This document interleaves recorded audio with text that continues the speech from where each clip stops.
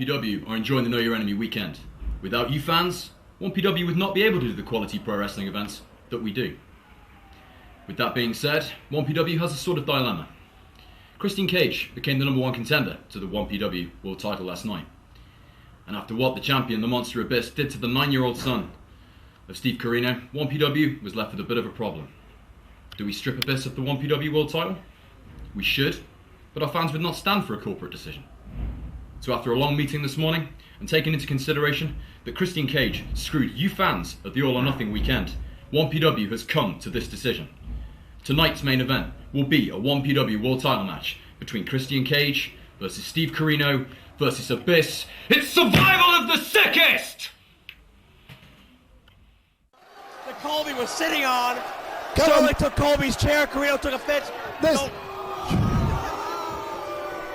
There's a line that you draw. There's a line that you draw. Is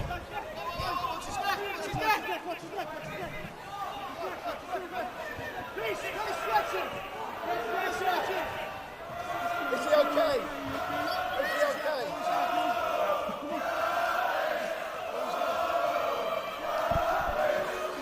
Fans, I apologise.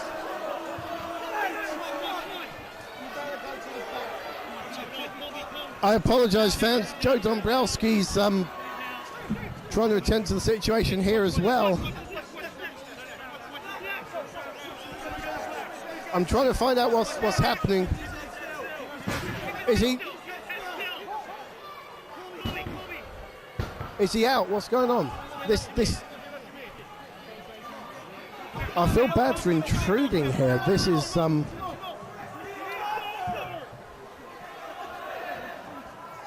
I don't think this was. I don't know what Abyss's reasons for doing this. I apologise for not being too complis mentis here, but you know, this is really disturbing.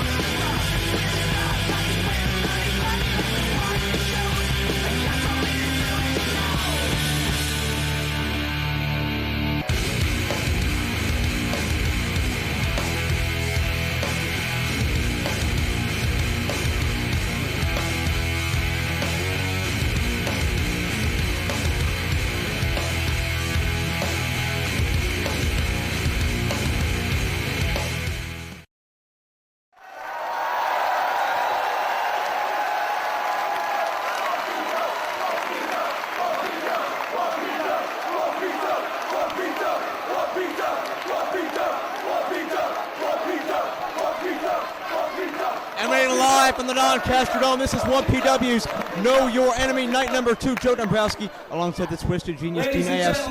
Let's go right to our first action. Know Your Enemy Night 2 is set for one fall, and it's a 6-man cruiserweight match. Introducing first.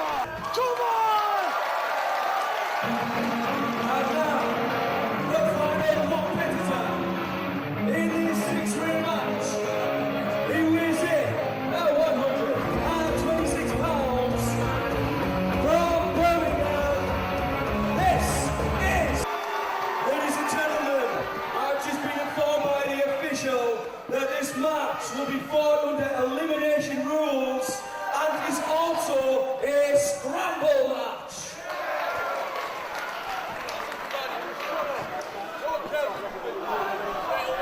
All right, so to begin our first official contest, Know Your Enemy Night 2, Joe Dombrowski and Dean A.S.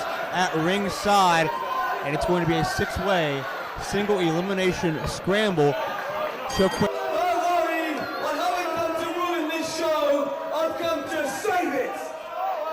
Oh, please.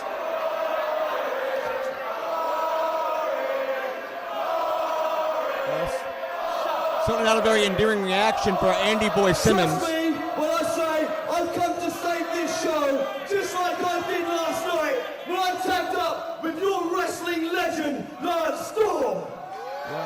was a great matchup, but I wouldn't say he saved anything. Should appreciate me.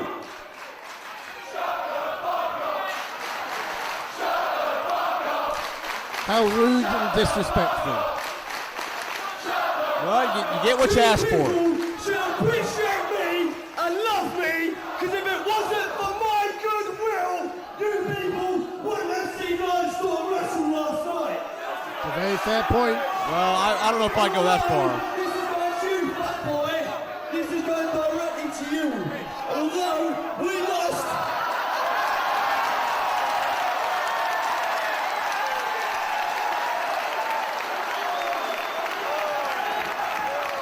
And although we lost, I'll put that down. Will you shut your faces while I'm speaking? And although we lost. See, this is what happens. Northerners, they're jealous of us Southerners and our better lifestyle.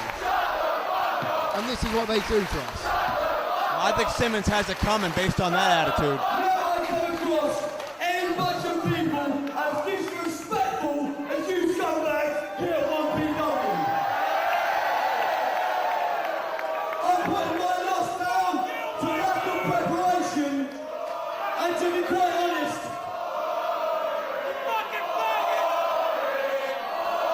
It could be a while before Simmons finishes. If he finishes. and to the fact, who here's even heard of Lance Storm?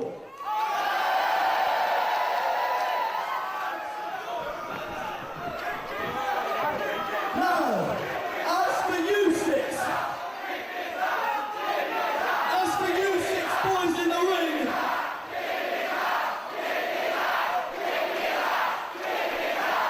as for these 6 boys in the ring, you want to know why you guys are in the opening match?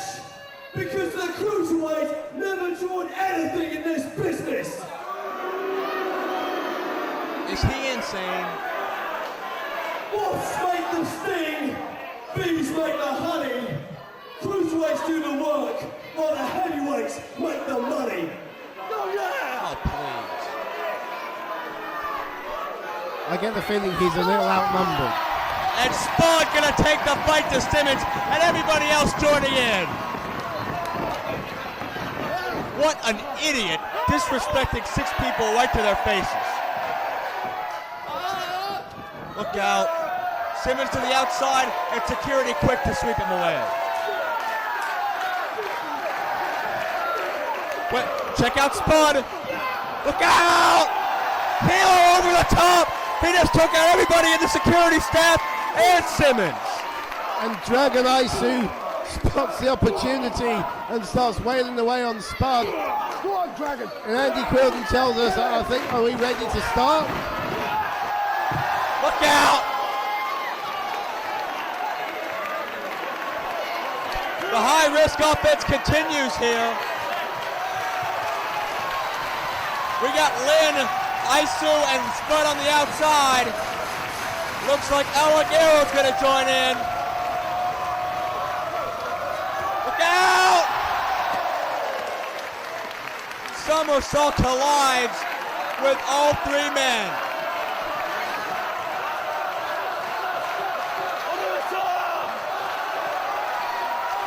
Looks like it's Darkside's turn now. Now what? Moonsault from the top! And that just leaves Pat. I don't think he's going to let this crowd down. Only 1 man left. I think we know what we're going to see here. Oh, wait a second. Stevie Lynn showing some brains. Look out. Handspring, Pac. Creates some distance between him and Lynn. Are you kidding me? What do you call that, Dombrowski? Come on, you're the play-by-play guy. God. What's the name of that move? I've never seen it before. A standing moonsault into a back elbow. Never thought I would see that. Irish whip reversal. Springs up corkscrew. Lynn counters out of the way. snaps off a rapid fire Hurricane Rana. Into a quick cover, 2. This pack is just amazing, isn't it? He's the man that gravity forgot, and so far this weekend I think he's establishing himself as one of the ones to watch here in 1PW, but certainly you could say the same about Stevie Lynn, who had the presence of mind to shake that top rope, and puck comes tumbling. Smart move by Stevie Lynn, very smart indeed. Sit-out burning hammer by Stevie Lynn, and that's neutralized Pac for the first time in this contest as Ligero makes his way to the ring. Now, Joe, just explain what the scramble rules of this match are. Well, I mean, simple. It's no tags needed. 2 men in the ring at one time. A more Mexican-style offense, a more Mexican-style rules. It's single elimination. It's more of a high-flying free-for-all, a more lax rule system. So basically, once one guy's out the ring, anyone can just come in and replace him. That seems to be the case, yes. But a referee has to watch these double teams here as Ligero connects with a jumping side kick. Lynn's on the outside, and just like that, Darkside left with Ligero. Nails him with a lung blower. Ligero, a lot of intensity behind that. Look out. Snaps off. Reverse neck breaker using the ropes for leverage. Count of 2. Kick out. Sorry, surprised that Darkside could kick out there. Big move, the sliced bread there from Ligero. Absolutely right. Reversal by Darkside. Ligero into the buckle, but gets the foot up. Watch out here. Springs up and snaps off the Hurricane Rana.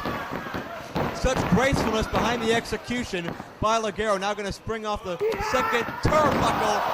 Full force tornado DDT. That's the C4L written on his trunks there, but very wisely Darkside rolls out the ring to avoid the pinfall.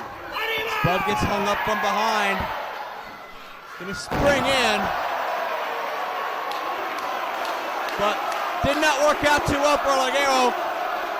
Paid too much attention to distance. Did not get the footing, but comes right back with a super kick. And Ligero looks like he might have paid his Spud in right there. Count of 2, kick out. Well, there's a reason they call them high-risk moves, but you've got to say great recovery from Ligero. I think that was a clever ruse. And he baited Spud right into the trap. Enziguri connects. Come on now, he's Mexican, he's not that clever. What? You gotta be kidding me. But look at Spud in the ring. Tornado DDT. He's got the cover too. Ligero has been eliminated.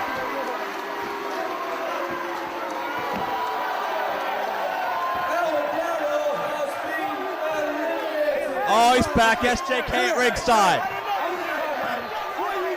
Sterling's here. Wait. And here's Team Supreme. Oh, not again. Storm Morales. They got it up a Spud earlier tonight. In the afternoon show. They've just killed him. They just killed him, Joe. They beat him 2-on-1 under the direction of Sterling. And now Sterling has screwed Spud again. Smart work by Dragon Aisu, but Pac's in there now. And security again having to eject somebody. This disgusting maneuver. Sterling making Spud's life a living hell. They have that Iron City Street Fight July 1st, but right now this matchup continues. We're only 10 minutes into this match, and in the first match of the night, and security have been called out twice. Overhead neckbreaker by Aisu. Now charging through the back elbow, snap mare. Spud got mashed. And Dragon Aisu measuring up Stevie Lynn. Head start here. Hard kick right to the back. Aisu very much influenced by Japanese legends and the martial arts. Just like that, we are down to 4 men in this contest. Pile driver attempt. Lynn counters with a back body drop. Battles back, gets the heavier man up on a fireman's carry. Neckbreaker drops him down right across the left knee. Darkside picks his spot. Charges with a forearm. Darkside. No, okay. Falling for a knee. To connects right in the jaw.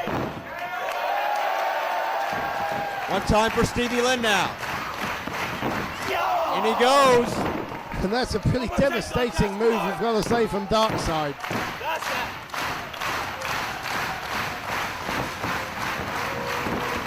Got full head of steam. Here it comes. Such momentum, he sent himself clear out of the ring on that face wash kick. I love that move. We said this afternoon at Fight Club, I've not seen anyone get that much momentum off the ropes. And one time for Lynn as well. And this crowd really going into our opening contest here, this six-way scramble featuring 6 of Britain's best young cruiserweight athletes. This is showing you what Great Britain's got to offer. Watch out for Pac, though. He's the only one in the ring. It's Lynn, and he's battling on the outside. You can see the cogs are turning. He's planning something. It's Darkside, Lynn, and Aisu on the outside, and the fans want Pac involved as well, and he's on top. Taking a chance. Look out, dear God! A hell of a corkscrew! And just listen to this crowd, Joe. Listen to the crowd. What goes through somebody's mind before they try that? And one for Aisu's advisor as well. Gabriel Gray takes a punch. Truly living up to his name as the man that gravity forgot, and he's on top again. Look out here. Shooting star Pele kick. Have you ever seen anything like it? A shooting star kick to the back of the head. Tiger suplex. Lynn's eliminated. I cannot believe what we have seen from Pac. Forearm shots. Aisu. He just hit a foot pile driver. Unbelievable. And now Darkside tornado DDT, and Pac has upped the stakes in this matchup big time. Now I'm trying to keep up with this, Joe. We've got 3 guys left now, is that right? That's correct. Stevie Lynn doesn't know where he is. Check out the crowd coming alive for Darkside. Off the top with a senton. Cover to Aisu. Kick out.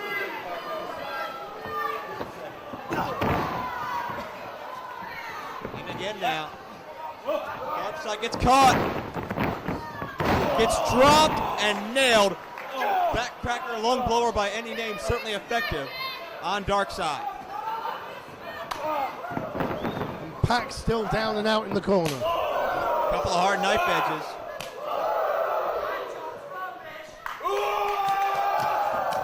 Now rapid fire shots. Dragon Aisu increasing his intensity as time goes on, but that's not going to win him any matches right there. Look out! Great vertical leap by Darkside, connects with a drop kick. And Darkside has him perched. Oh no.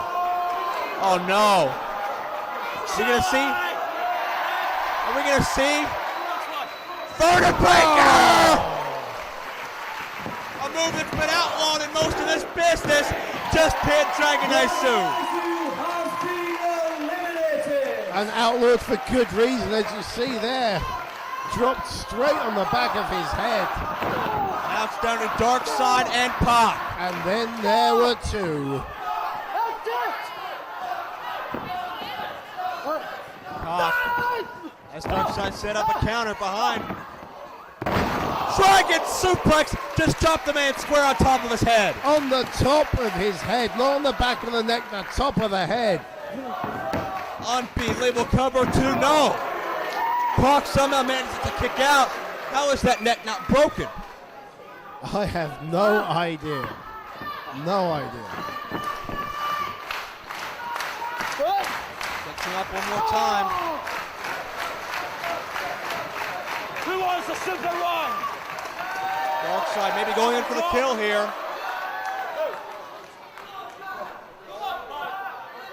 What in the world is this? They're perched pretty perilously, but well, Pac doesn't obviously want to be there, but Pac elbows out.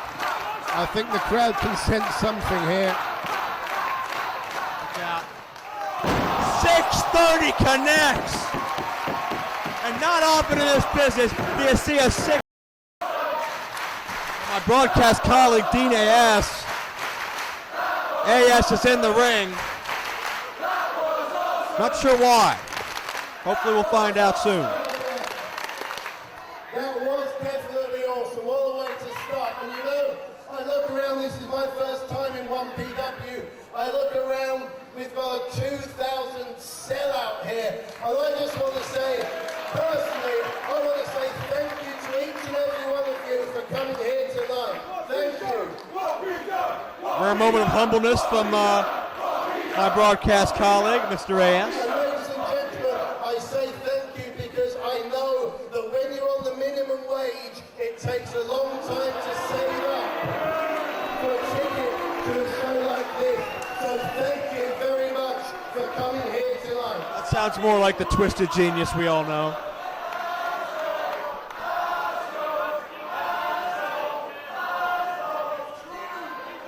Now, ladies and gentlemen, I am in this ring for a very special reason.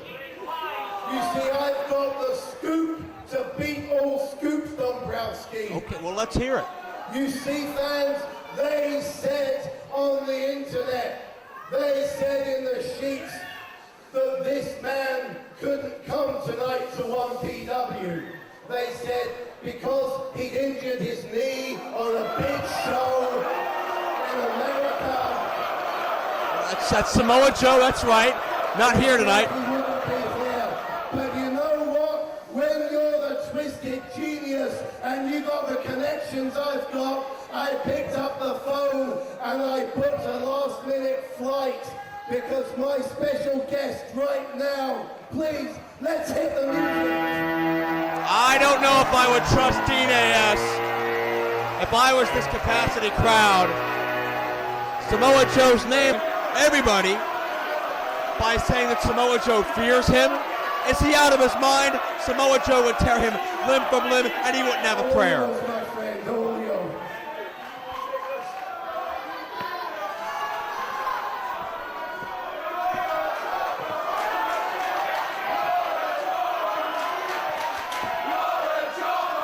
Certainly the fans showing their disdain for Phoenix. It's a similar sentiment throughout the entire 1PW locker room, I can guarantee you that.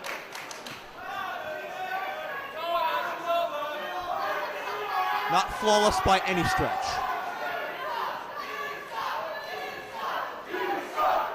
What a con man that AS is, promising Samoa Joe and bringing out this goof. Ladies and gentlemen, as of right now, you're seeing it right.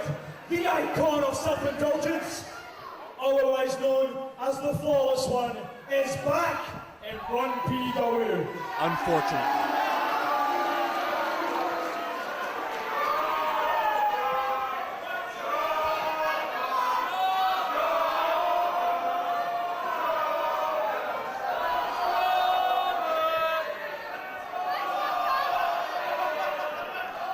I don't know why he's out here.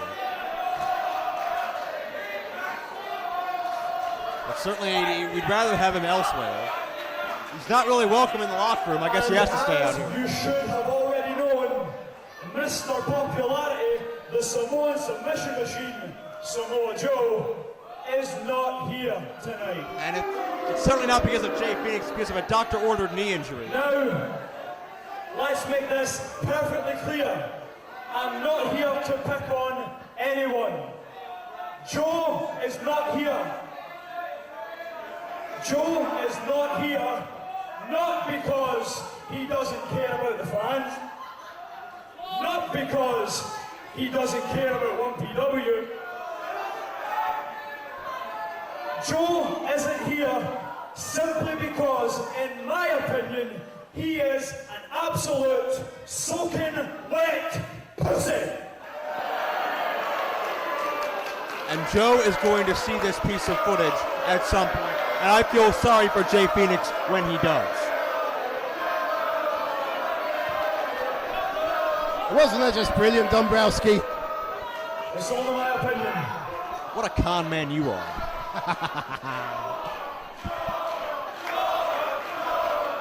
The fans certainly hate Phoenix. The locker room certainly hates Phoenix. And him claiming that Joe fears him is ridiculous. No. Not what it looked like when Joe was kicking his ass in a parking lot 4 months ago. But I guess that didn't happen, right? Can someone tell these fans that ambulances take you to the hospital and that they don't actually take you home?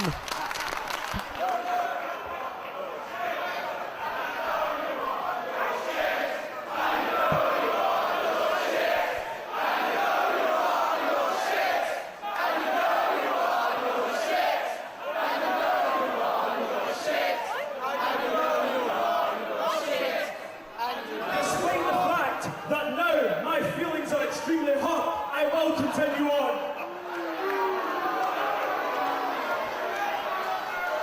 That's right, feel bad about yourselves.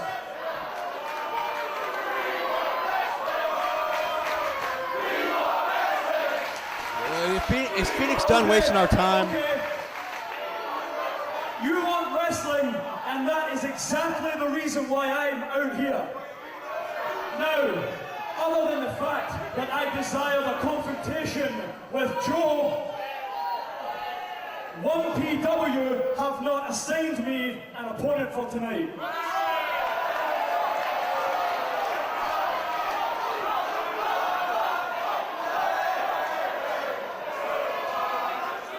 If Joe doesn't have the balls, Alf doesn't have the balls. Now,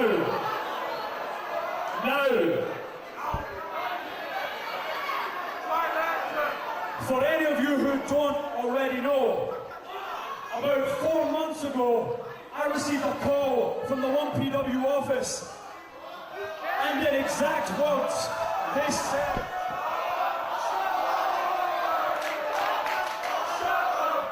I think Phoenix is having about as much luck as Andy Simmons did. Nobody wants to hear this guy talk. I do. What did he call himself? Something about self-indulgence? You can see it right here. Nobody wants him out here. Nobody wants him in this building. And how convenient. and they said to me in exact words, Jay, your services are no longer required in 1PW. Well, if you're going to act as immature as he does, certainly the ends justify the means. The man to blame, no one other than that rat bastard, Samoa Joe. I don't think so.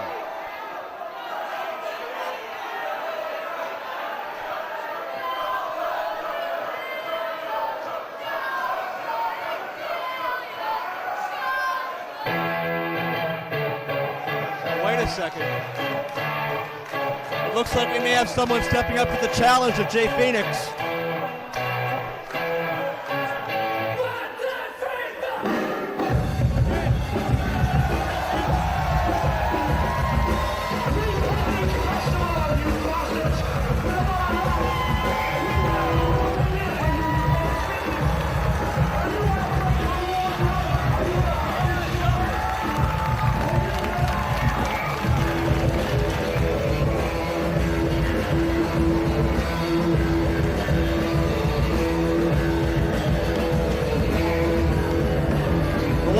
Nigel McGuinness gonna step up to the challenge. Nigel's big on respect. He's big on respect to the locker room, and certainly Hey,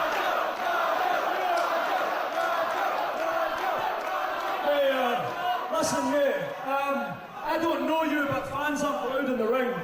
You have to leave. Who is that? who is that? Who is that? What is wrong with Jay Phoenix? He is delusional.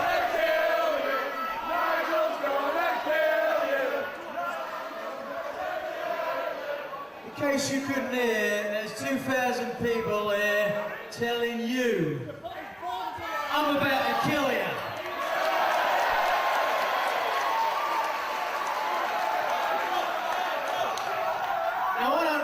history between you and Samoa Joe. Step out of my face before I slap it. But I was supposed to have the night off this evening. I was about to leave.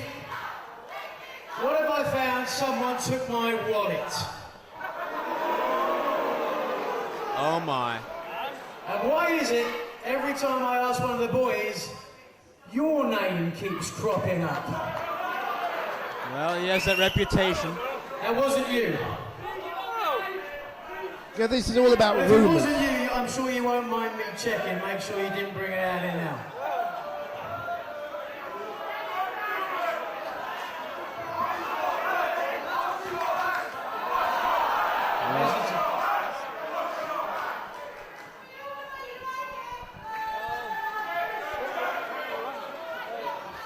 Well, Now, Phoenix wait a is. second.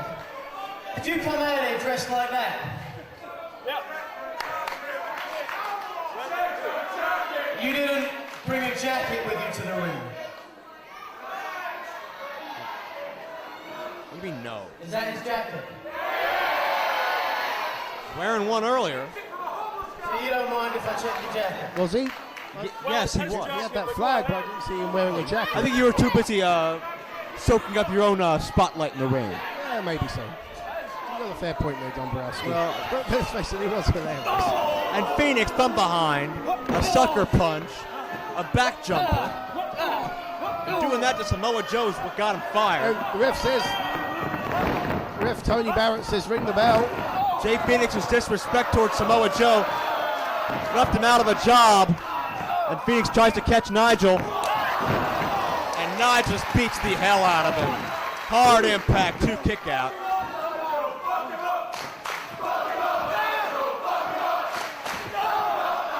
My God. Look at this.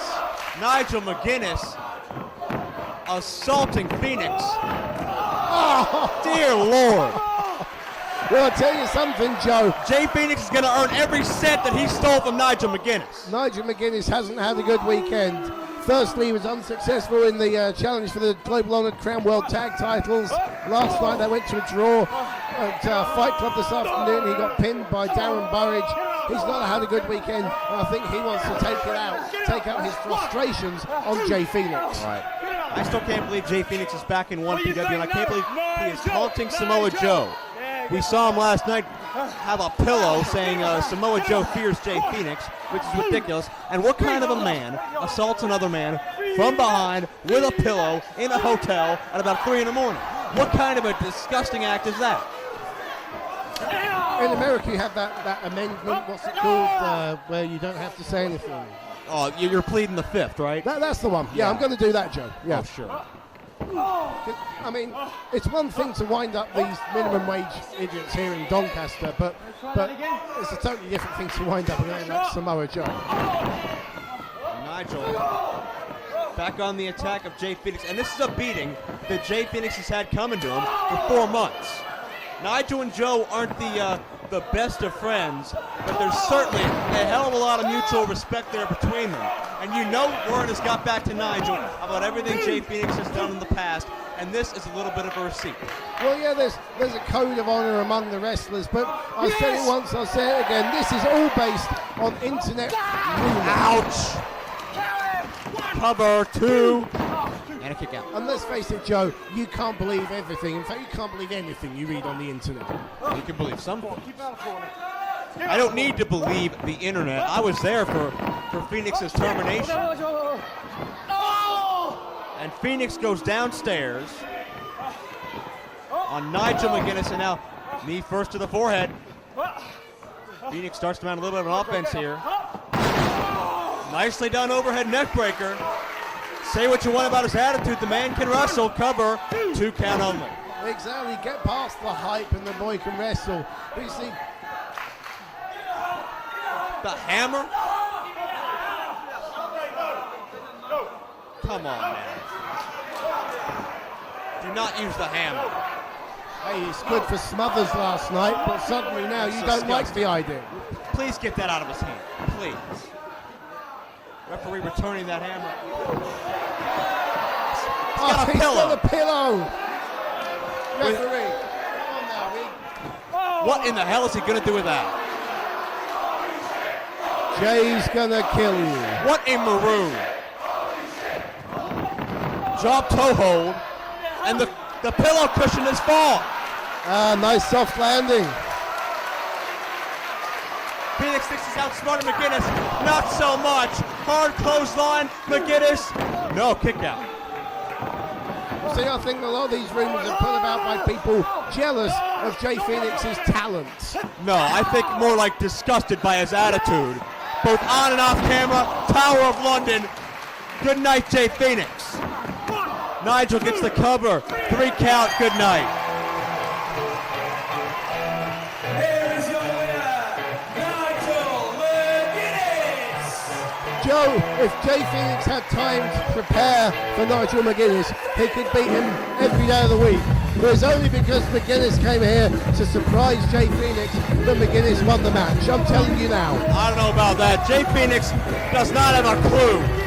No perception of reality.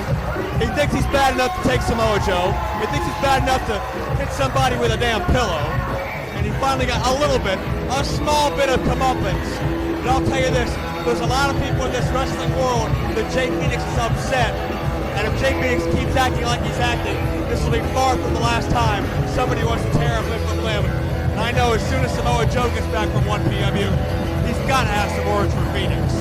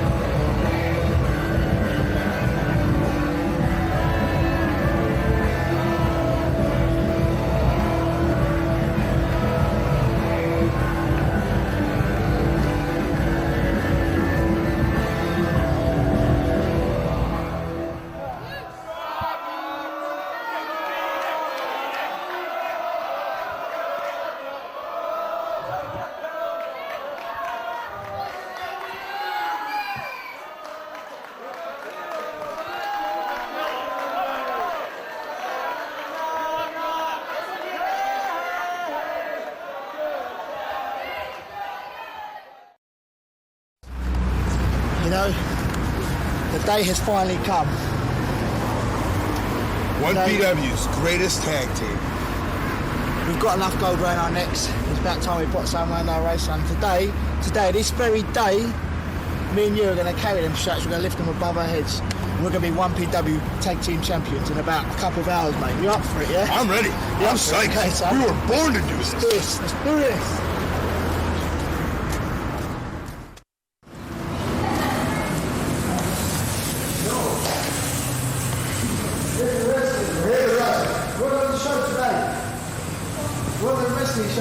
Team SHAG, 1PW. Where's the show at? We're ready to wrestle. That's what? You can't film without getting permission, unfortunately. It's not on today. We're done.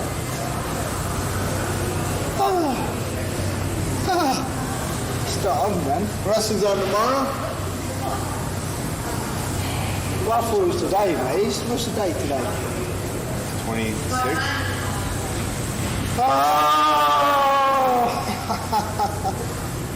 It's tomorrow. Shit. McDonald's?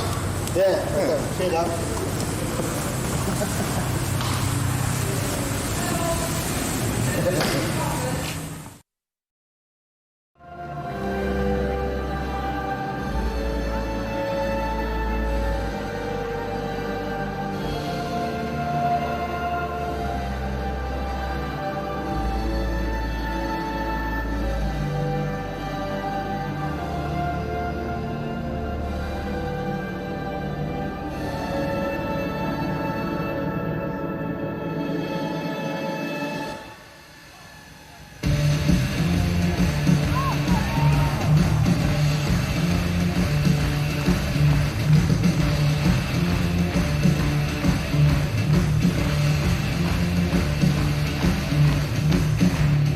Ladies and gentlemen, the following contest, set for one fall, is a semi-final match in the tag team tournament to crown the first ever 1PW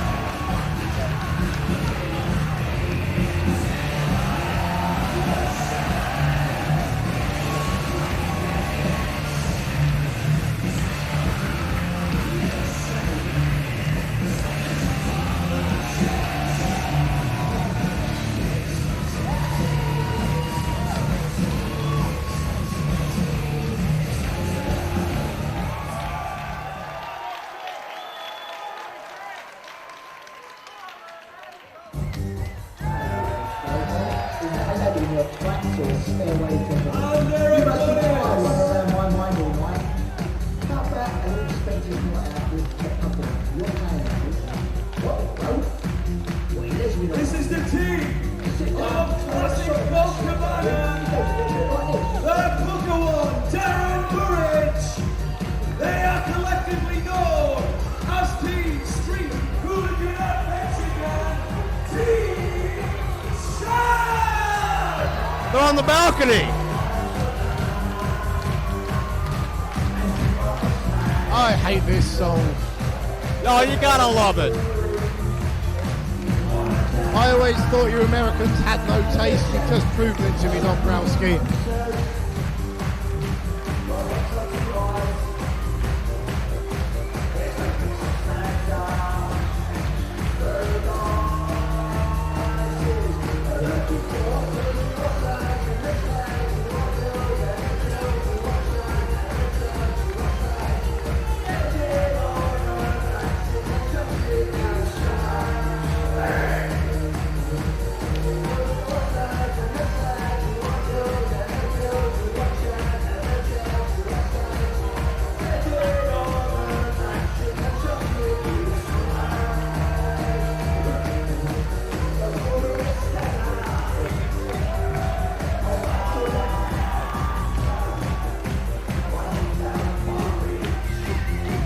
Look at these idiots.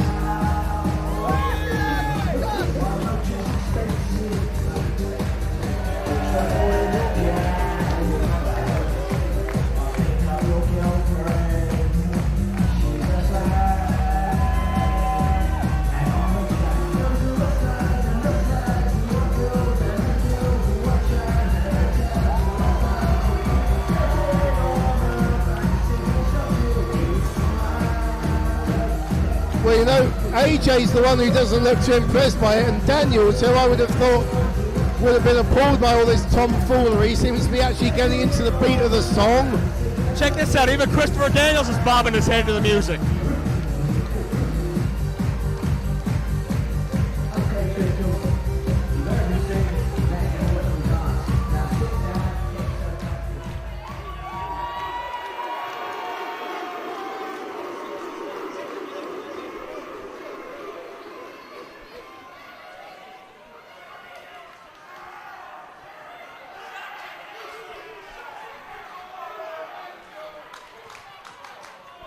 Well, we are set for the semifinal round of the 1PW Tag Team Championship Tournament. And certainly Christopher Daniels and AJ Styles, heavy favorites, as well as Team SHAG in this matchup.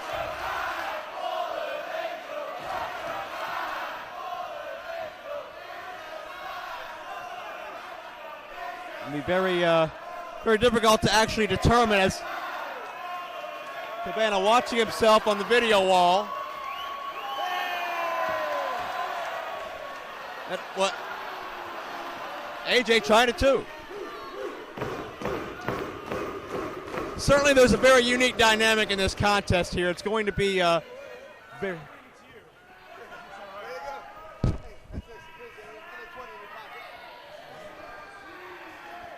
It'll be a very interesting contest.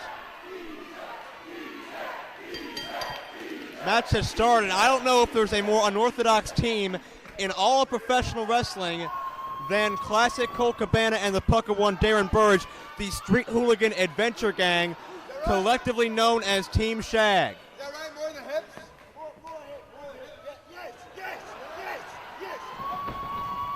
And Cabana certainly has adapted very well to Darren Burridge's style, his mannerisms, his way of thought in life, so much so that he has his own pair of furry dice. Interesting to see that Daniels' shoulder strapped up there. Certainly right. Daniels has had a very long and storied history of shoulder problems dating back several years. Cabana just called the ref a slag, but several years of shoulder problems. Most recently, a few months ago in TNA. And you can see the crowd is split. And certainly the story's been prevalent. Daniels and Styles want these belts to take to Orlando. They want to show off these 1PW tag titles to everybody in TNA. Meanwhile, Burridge and Cabana just want to represent 1PW as proud champions. And of course, you got the home country factor. Burridge, a proud Brit, and wants to win these belts for Britain.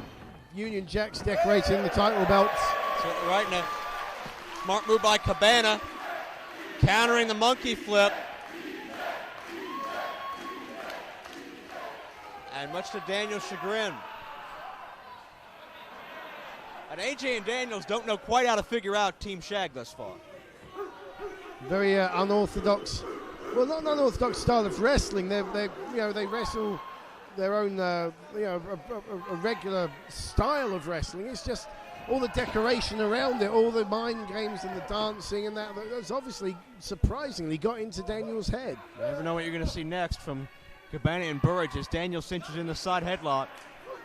Cabana spins himself out of it. Very nice, innovative counter as Daniels goes to the back wrist lock. How's Cabana going to escape here? He does. Now has Daniels in a side headlock. Cabana shot in the ropes. Daniels ducks down. Hip lock. Cabana counters. Daniels up and over. Gets some momentum on his side, but Cabana, check that out.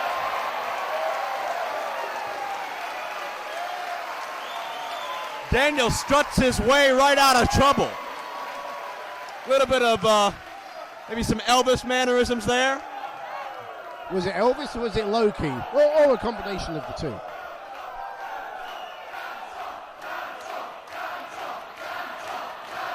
And the crowd wants one of Doncaster's infamous dance-offs. It's become quite a part of the culture around these parts, I believe. I think Daniels just said, "You first." Are we actually going to do a dance-off involving Christopher Daniels and AJ Styles? Well, crowd seemed to like that, and the dice as well.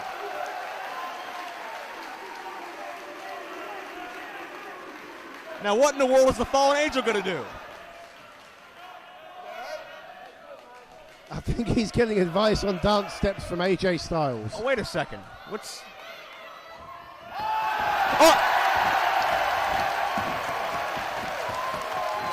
What the hell is that?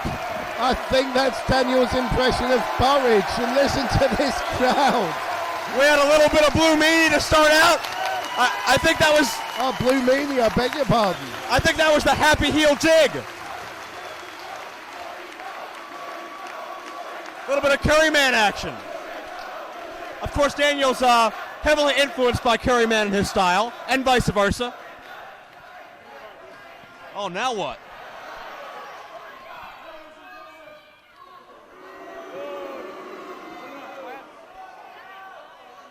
We're going to have to sleep on the job here. Ladies and gentlemen, that is the beginning of the White Boy Dance-Off.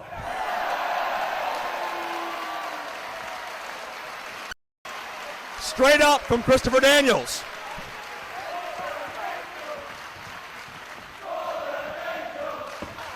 Collar elbow tie-up. Is that something you certainly did not expect you'd see in this semifinal round matchup with tag title implications as Daniel starts to get serious. Picks the leg, another little bit of a strut. And now Cabana returns the favor. Shades of Jackie Fargo in there. He's trying to play Team Shag at their own game, I think. You know, if you're going to get in my head, I'm going to get in your head. That kind of thing. My gosh. Very unpredictable on both sides thus far. And we're going to have a double tag. Wow. Darren Burridge and AJ Styles, now the legal men. Look at this. Is this really happening, Dombrowski? Have you put something in my drink? I think this is real. Oh! Shades of Carlton Banks by AJ Styles, perhaps. Mutual respect from these athletes. Well, a lot of things you could say about that, and I think unusual would be one of them. Well, I don't think any of them are going to make it into Strictly Come Dancing, but Even so, the fans seem to like it. And now Burridge takes AJ down. The matchup gets serious again. Matt seems to be switching quite quickly between mind games and technical wrestling. And it's Burridge now trying to battle out. Has the side headlock on AJ now. AJ rolls him up, shoulders down. Well, Team SHAG have had things their way, and now AJ and Daniels trying to shift things to their kind of match. AJ, another attempt at a cover, did not get him. AJ stitching in a Fujiwara armbar now into a standard style armbar. And just like that, Burridge has to worry about his own well-being now. Good counter, though. Toe hold by Burridge. Now back up to the arm. But look at AJ spring back up to his feet. Knows how dangerous those moves are when a man is not vertical. And now AJ neutralizes Burridge with the side headlock.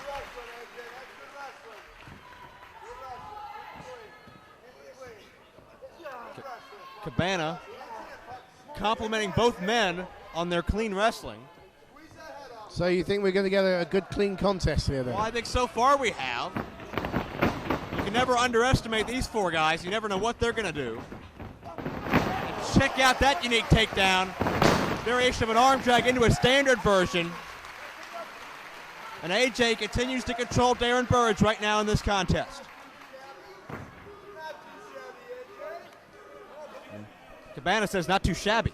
I think Cabana's definitely trying to get into the head of AJ Styles. AJ with a wrist lock, but Burridge is back up. Forearms back and forth.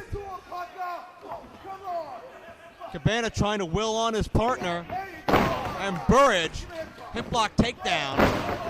Second time now, Daniels has set down as well. AJ and Daniels.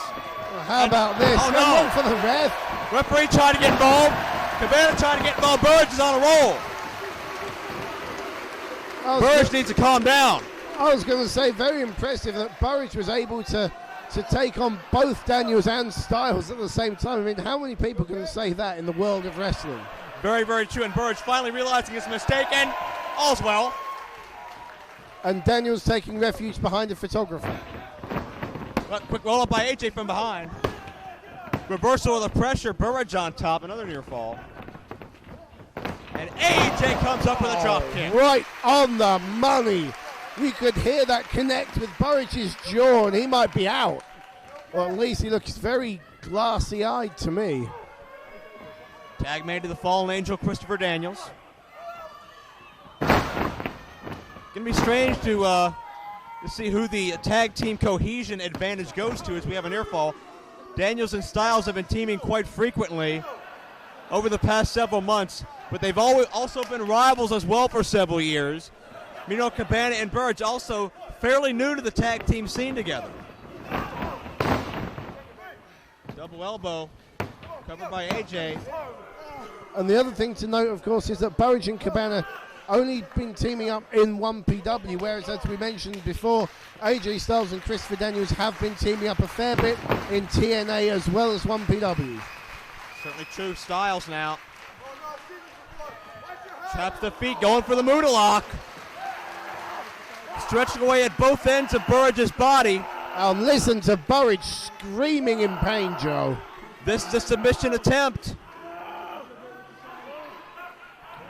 And he's got nowhere to go. He managed to break the hands of Styles because he was slap bang in the middle of the ring with nowhere to go. AJ starts to slow things down now.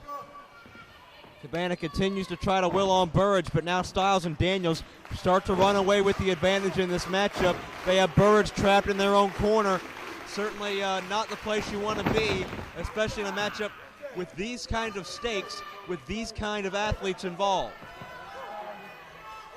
And Daniels cinching in a tight chin lock, using both arms to help him get the advantage.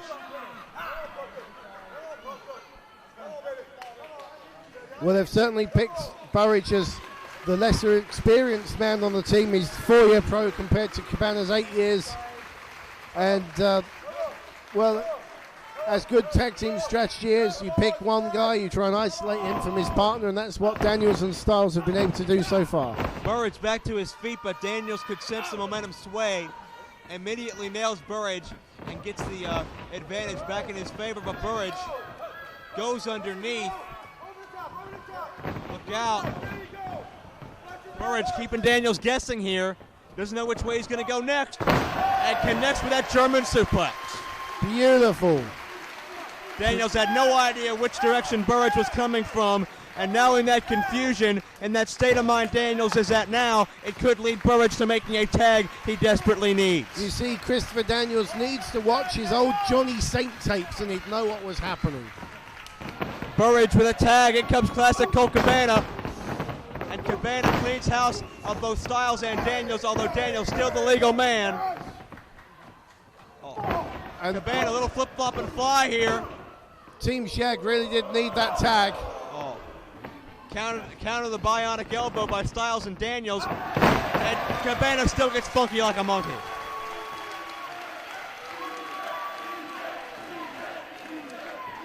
Yeah, Burridge was definitely getting into trouble there, and he's still not quite on his tag rope. Well, he is now. I won't call that what Cabana just yelled out, but we'll go with Flying Asteroid into a cover. Okay, that sounds good to me. Boot by Cabana, big head of steam coming up. Daniels catches him. Went for that standing Uranagi, but Cabana elbows out of it. Shot straight to the temple. Cabana again charging through. Daniels catches him.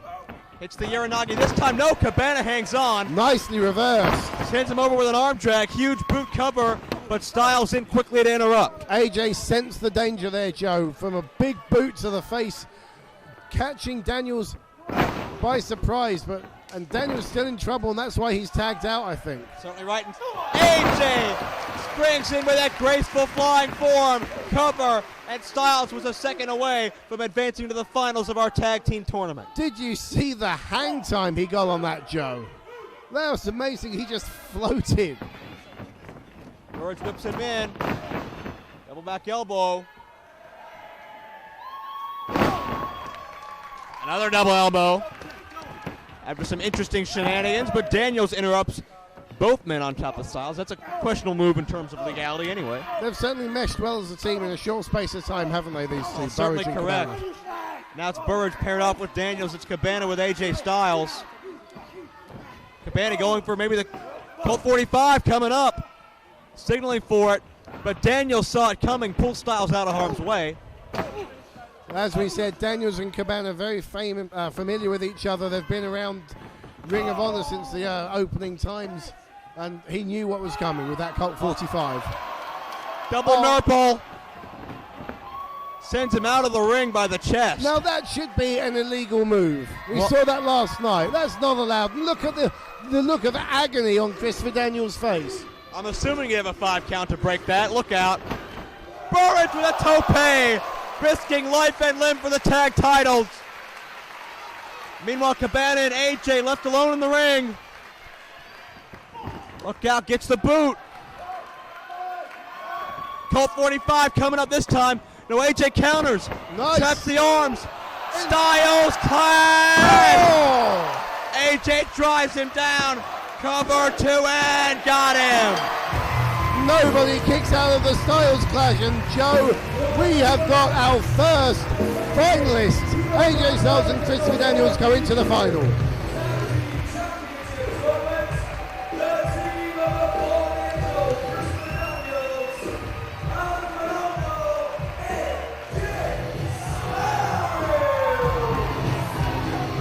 AJ and Daniels one step closer to taking the tag team titles back to Orlando, Florida on their flight tomorrow.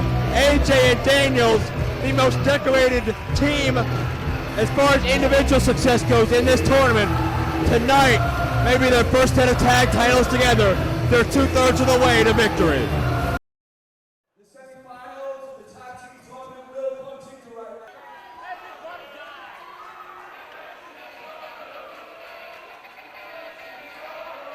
And the opponents.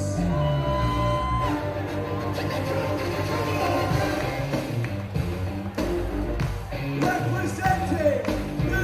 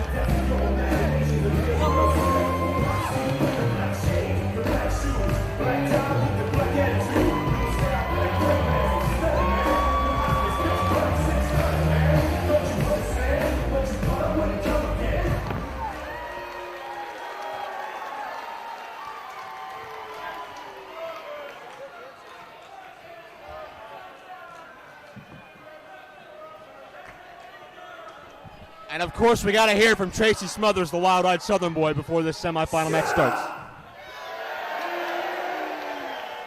I said, sit down and shut up, you bunch of Doncaster dunce donkeys.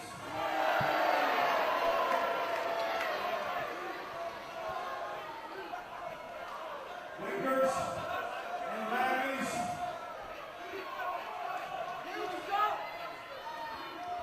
I'm gonna tell you something I heard a while ago that got me about half hot. I heard y'all chanting about a wrestling channel going to be on, and you chanting called 1PW, 1PW. If I hear that 1PW one time,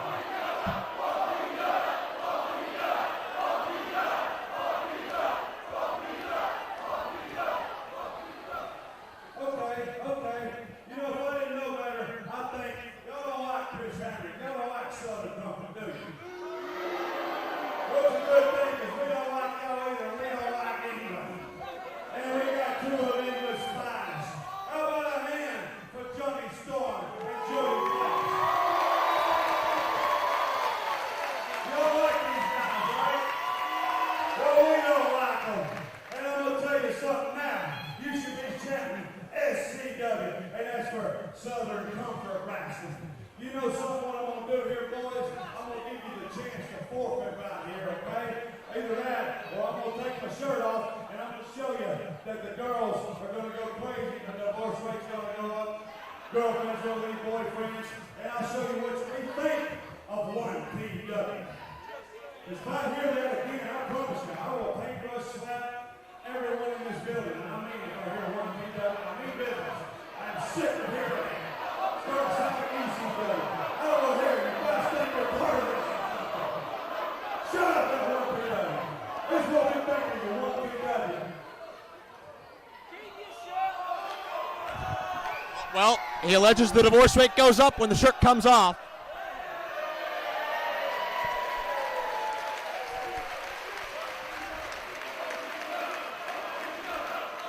And he's got a 1PW shirt underneath. Now let's show them what we really think of 1PW. Chris, you want to be the honest? Oh. That's disgusting. Smothers and Hamrick ripping the shirt in half. Blowing their nose on it, and Storm and Fleisch taking offense to their comments about 1PW and about their home country. Well, you know, the 1PW logo. Look out from behind. Smothers attacking Storm and Fleisch as Hamrick distracted them. The 1PW logo incorporates the Union Jack, and you know, they don't like that being done to the Union Jack. I can only imagine the fuss that would be made if Storm and Fleisch did that to your precious old glory Stars and Stripes, Dombrowski. No, very true. Hurricane Rana by Fleisch as Storm takes over on Tracy Smothers. Storm sent in. Look out. Satellite head scissors takes Tracy Smothers down. And a double drop kick for Chris Hamrick. Drop kick again, this time for Smothers. And Southern Comfort having to bail out early. Well, this, as we said, Joe, a classic match of experience versus youth, because Smothers asking for a timeout. Now he wants the microphone again. Ow! Hamrick taking a cheap shot at me. Hey, notice how Hamrick hits you and not me. Well, yeah, because you suck up to the guys. If I hear that Tracy sucks, I'm going to slap everybody in this.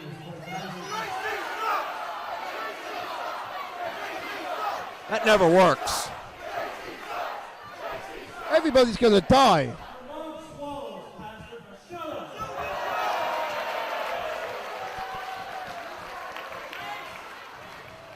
You know something? This 1PW and 1PW's finest local yokels right here are starting to get me about half hot. If I hear that 1PW chant one more time, and I mean this too, everybody dies! Oh no. You heard the man. Everybody dies, Dombrowski. Well, Tracy's got a lot of work to do now, doesn't he? Well, hopefully he'll start on you. Chris, I'm serious, and I mean this. Wrestler's honor.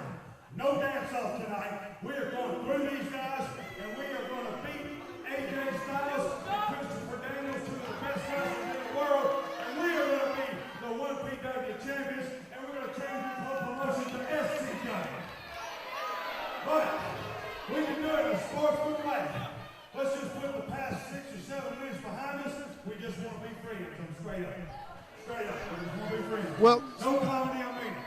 You can believe friends. Tracy Smothers when he says that. Oh, you cannot. You can trust Tracy Smothers. Smothers is about as disingenuous as they come. And listen, these fans aren't buying it either. Well, like I said before, they're northern pie-eating monkeys. Don't believe a word that comes out of their mouths. You have some respect. Hambrick and Smothers want to shake hands. You got well over 4 decades of combined experience between them. You know there's something up their sleeve.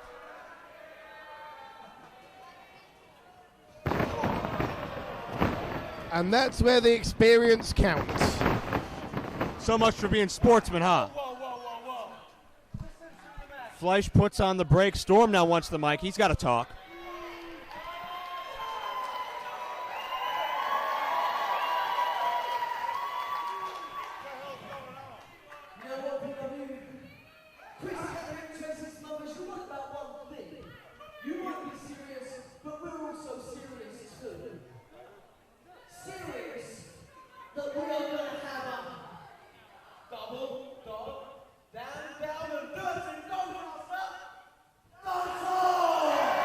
A dance-off. This time it's Storm and Fleisch issuing the challenge to Smothers and Hambrick. Now you know something. And there's the music. I've been out on many a night out with Johnny Storm and Jody Fleisch, and these boys can move. Here comes Hambrick. He's up first. As Ed Chances Stand Alive, the classic Smothers music hits. No Hambrick. Dombrowski, will you sit down? Nobody asked you to dance. Oh, stop it. Hambrick, not much the dancer. True to their word, they said they wouldn't dance. You see, true to their word.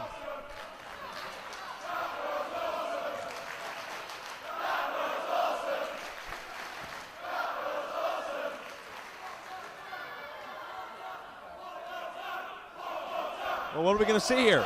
Smothers and Hambrick want to wrestle. Storm and Fleisch want to dance.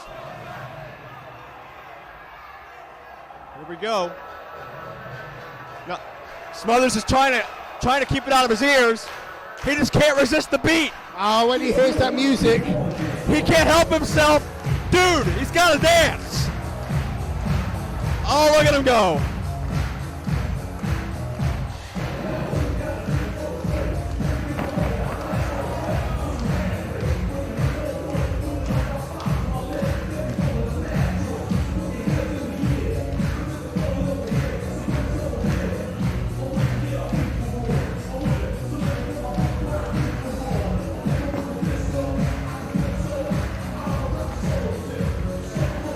He's doing the swim, Dombrowski. He's doing the swim. Oh, beautiful. That was the most embarrassing thing I think I've ever seen.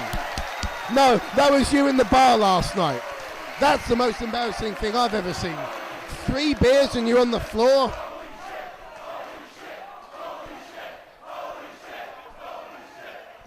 And Hambrick says the floor is yours. Well, Storm and Fleisch, it's going to be interesting to see if they can top that. You'd think it'd be pretty easy.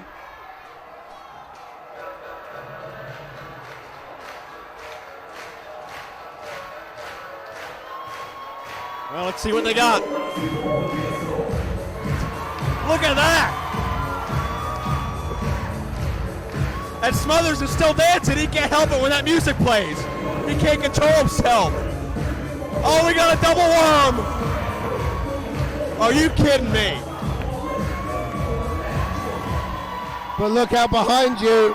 Yeah. Super kick, jumping side kick. Southern Comfort picking their spot. I don't think there's any question Storm and Fleisch won that dance-off. Yeah, but it's not about dancing. It's about wrestling and winning a wrestling match. And Hambrick and Smothers. Oh, God!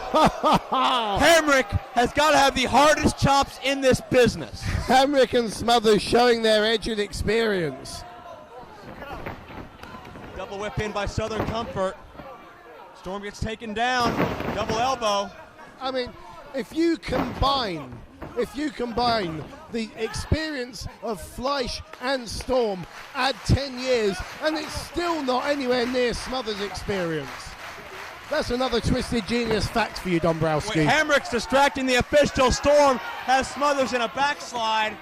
Classic. Hamrick is trying to get the referee's attention to Fleisch, and that gave Smothers the extra seconds he needed to escape. Classic tag team strategy. Very true, as Smothers takes Storm down with a hard clothesline. You know, if you look up the phrase wily veteran in encyclopedia, you will see a picture of these two guys, Hamrick and Smothers. Tracy's certainly not very flashy, but he's one of the most effective men in the business today when it comes to subduing an opponent, and he almost got a near fall right off the bat there on Johnny Storm. And of course, a real tag team specialist. He's held tag team titles in Smoky Mountain, in WCW, in ECW. Everywhere he goes, he captures title belts. Boot into a super kick, great double team maneuver. But now Johnny Storm begins to fire back. Hamrick with a kick. Storm ducks that second one. Series of chops. Look out, Hamrick went to charge in. Storm countered, Hamrick countered the counter with a boot. Big boot. Count of two, but Storm escapes. Hamrick and Storm familiar with each other, not only from here in 1PW, but back in 2002, these two had a legendary feud over the FWA All England title when Hamrick was on a tour over here. So there's a lot of bad blood going back a lot of years with these two. Smothers collides with Storm hard again. 2 count. Snapmare takeover by the wild-eyed Southern boy, who now tries to slow the pace. He says it. He doesn't hear 1PW now. That's what.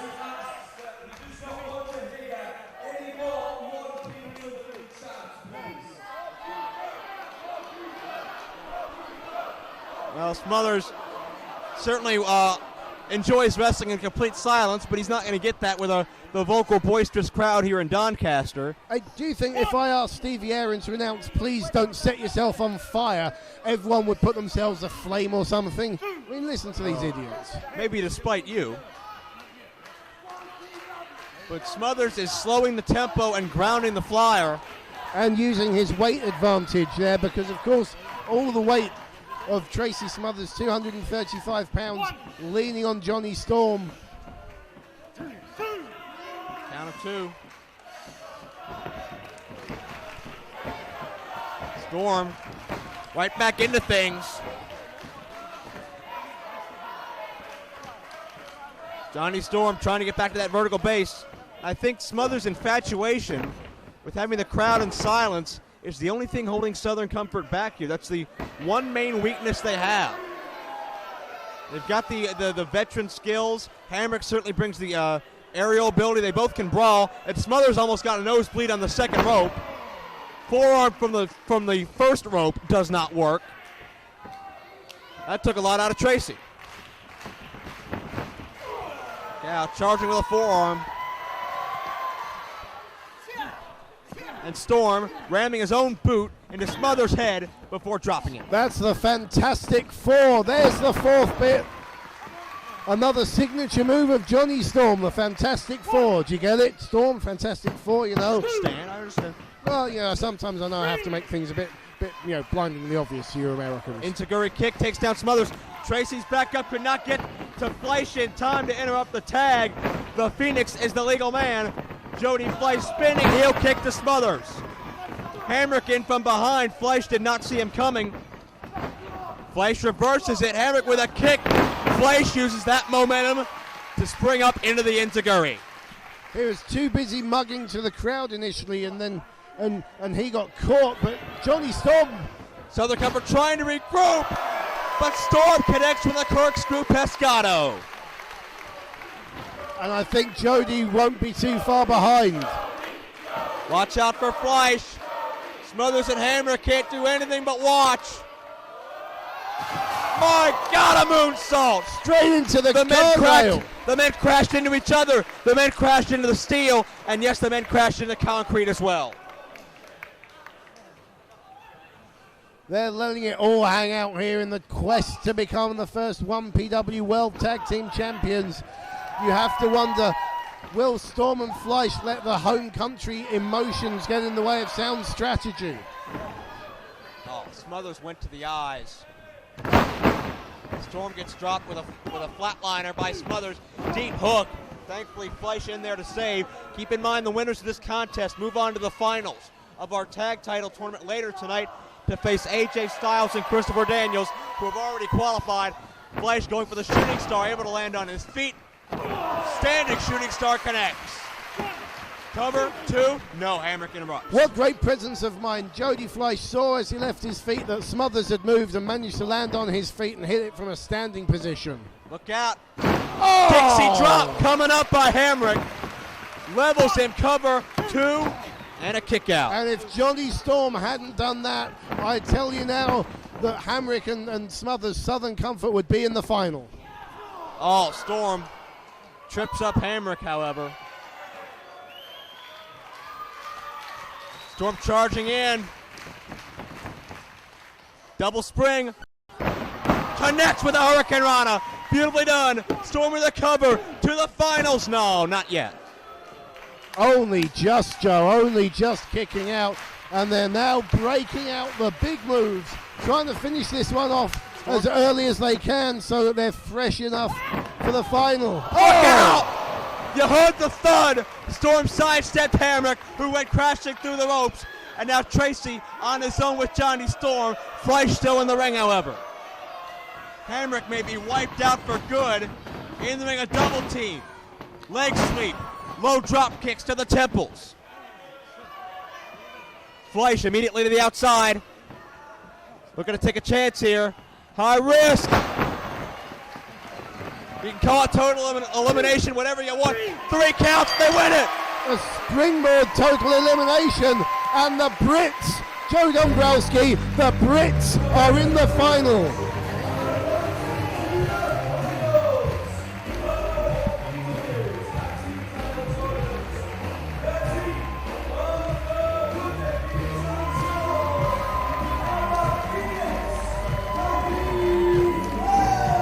And look at the face of Storm. And Tracy wants to talk. You can see how much this means. You can see how much this means to them both.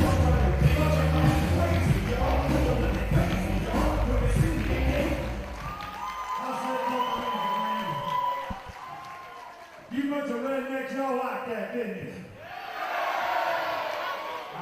Yes. If I hear that 1PW, it will be Ultra Mega Mass Homicide. Oh no, not Ultra Mega Mass Homicide. Well, Smothers is not going to get these fans to stop chanting for their home promotion. Hold on. I'll even get it matter if you say Tracy sucks. Well, that didn't work either.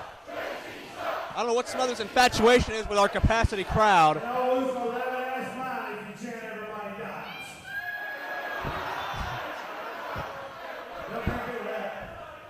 But I will say this. Congratulations to Johnny Storm and Jody Fleisch. They certainly deserve it. And I'll say this, guys. I've been in this sport for 23 years. And you're two of the best that I've ever been in the ring with. As a tag, you could be unstoppable. But right here on your home turf, right here in Doncaster, England, right here in 1PW, you had the chance and the match of a lifetime. You were in the finals for the 1PW tag team titles against two of the best wrestlers in the world, AJ Styles and Christopher Daniels.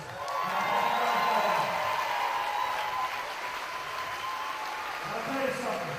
This is all due respect. You're two of England's finest, and you should be real proud of them, because I know that I am, and I know Chris Henry is.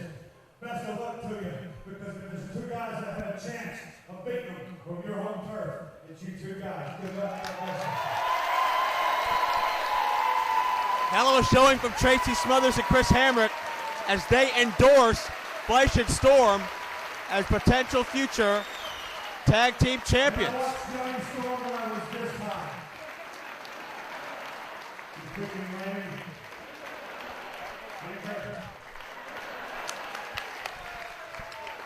I'll tell you, Joe, what a match. What a match that's going to be later tonight. AJ Styles and Christopher Daniels against Johnny Storm and Jody Fleisch. And Smothers has had a change of heart here.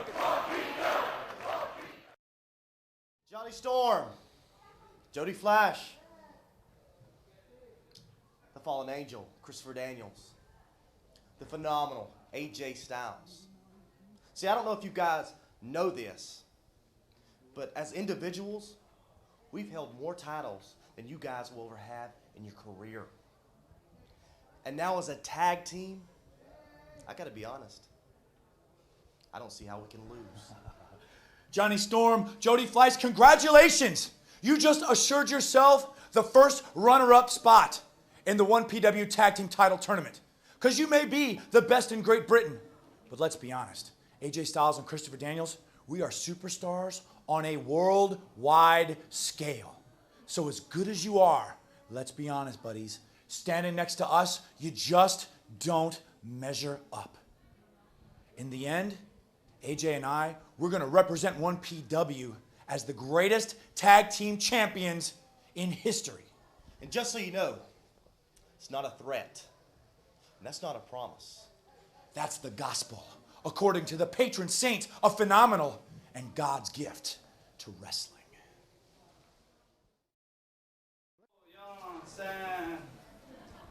いやもう今日誰が入ってもね、やるだけですよ。昨日やるだけだよもう防衛してるしね。帰って焼肉食うためにね。I think I'm turning Japanese. I think I'm turning Japanese. I really think so. Well, you're the only one here. You're the only one turning Japanese. You're not Japanese. You're American. You're Canadian. That's Cleavon, and that's Bubba. He's from Tennessee. You're from north of Windsor. Don't start that. You don't even have the proper accent, okay? You're going to speak Japanese. I can speak Japanese better than the two of you. You've got an afro. You look like you're from a black exploitation film from the 70s. Pikachu!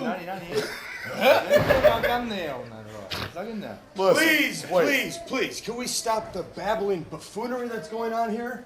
Babbling buffoonery? That's what I said. That's what English. brought me in here. They're trying to do a promo in Japanese. If you're going to do Japanese, at least lie good. These guys can't understand a word you're saying. Oh, they can understand. Some goofs. Look at him. Look at his hair. Listen, this guy owns a horse farm outside of Louisville, Kentucky, and this guy's from Detroit. I don't know what you've been smoking, but I'd like some of that. These guys don't speak English. You guys don't even speak English. What? See, you can hear the accent. Georgia. There it is. Tennessee. I don't care what you guys say. We got a three-way tonight. You guys better be ready. Let's see how you're ready. It's ridiculous. Three-way? Menage a trois? I know you like that kind of stuff. I make it a four-way. Well, Cleavon, fight on, soul brother. Bubba, good job. We understand. Assholes. Hey. This place was Armageddon.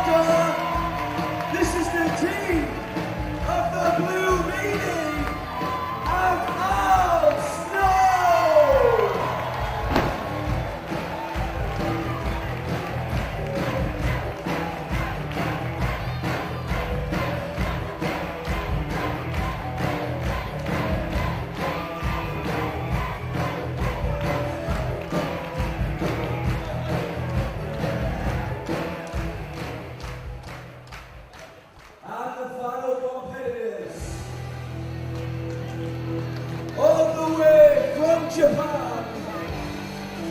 This is the team of Mohamed Yona and Takeshi Morishima.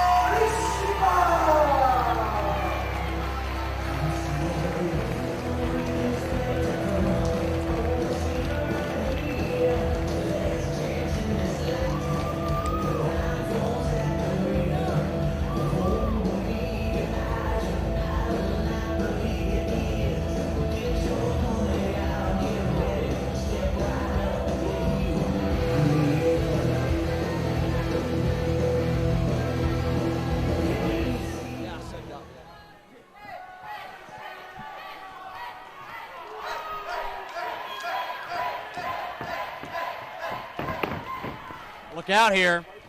Three-way elimination tag team action featuring two teams that want to get back on track after a disappointing quarterfinal round of the tag title tournament. Al Snow and the Blue Meanie, the Job Squad, as well as Austin Aries and Roderick Strong.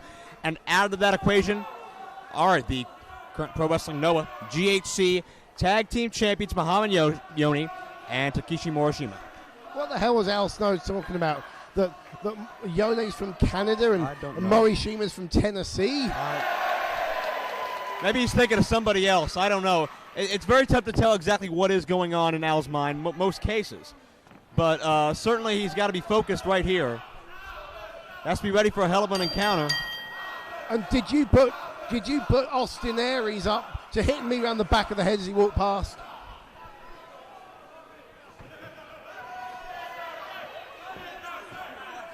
All right.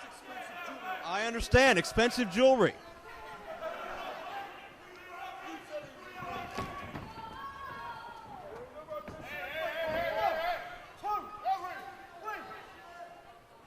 Al backing Morishima up into the ropes.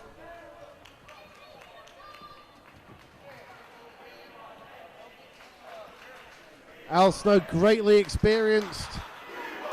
And the crowd is breaking out in a "We Want Head Cheese" chant. Shades of a bygone tag partnership. Indeed, nostalgia. I wonder what Yoni and Morishima think of Head. That's an interesting question. I don't think they've ever seen anything quite like Al Snow or the Blue Meanie, do you? Not in the least.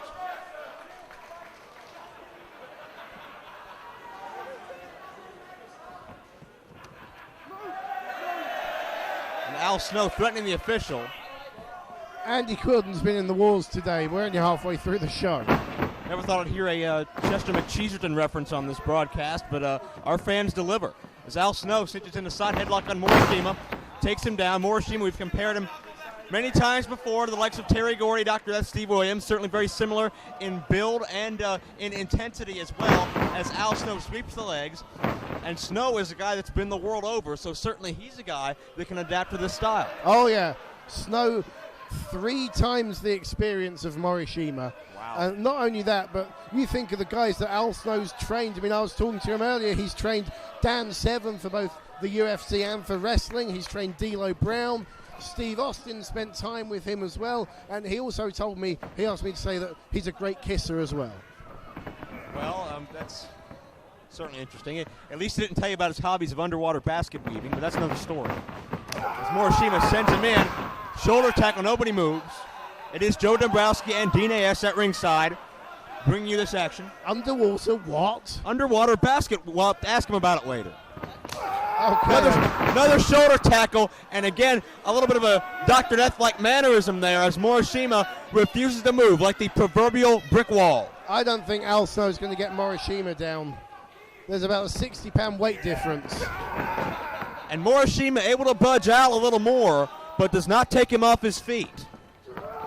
Snow going to charge in, and he's barely budging Morishima right now. All these attempts, and Al's starting to get frustrated.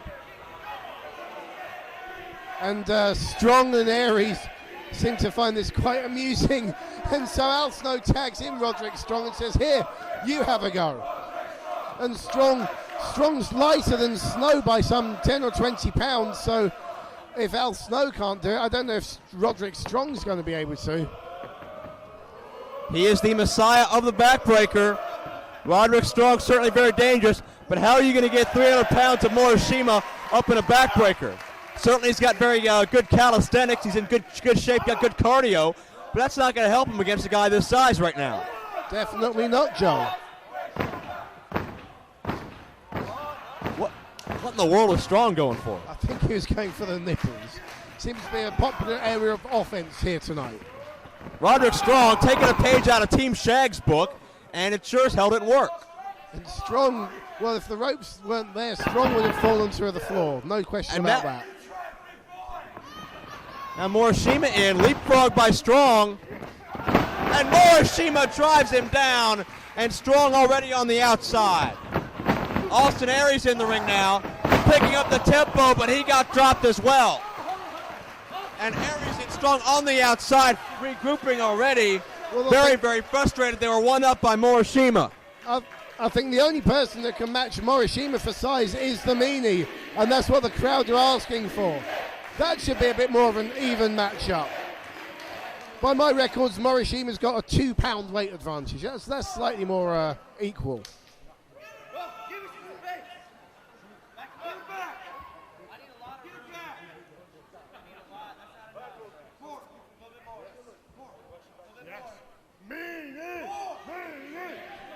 Alan Meanie having a conference here in their corner.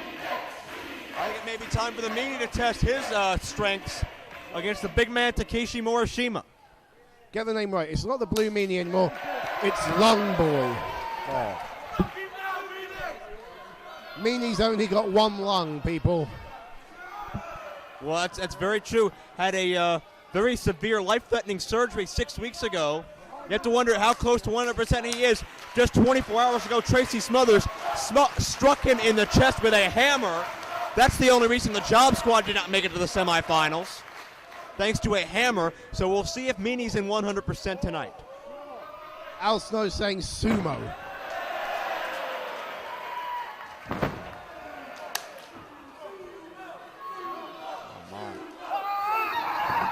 Look out. Double shoulder tackle. Nobody moves.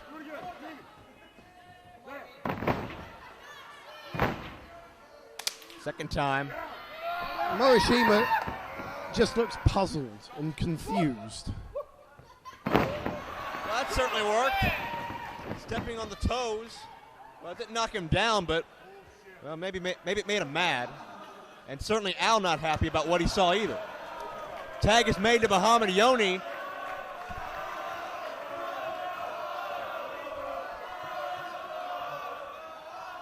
Yoni and Meanie sizing each other up as the fans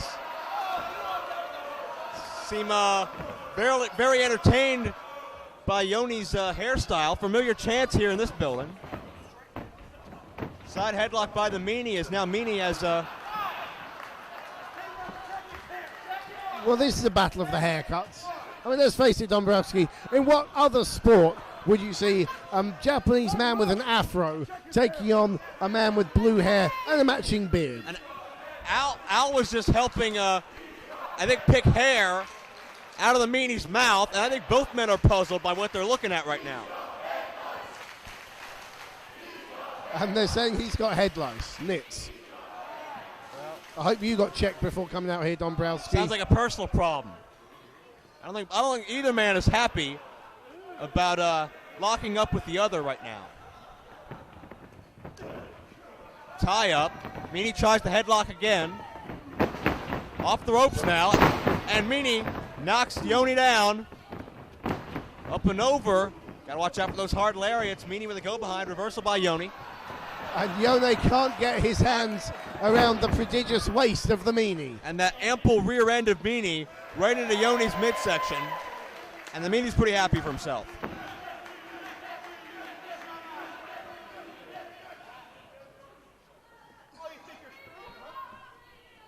Yoni might have been going for a little test of strength here. I don't know if that's a wise move. I don't know who I'd give this advantage to. Meanie's bigger, but certainly Yoni seems to be packing more muscle per pound or muscle per stone, I'd say.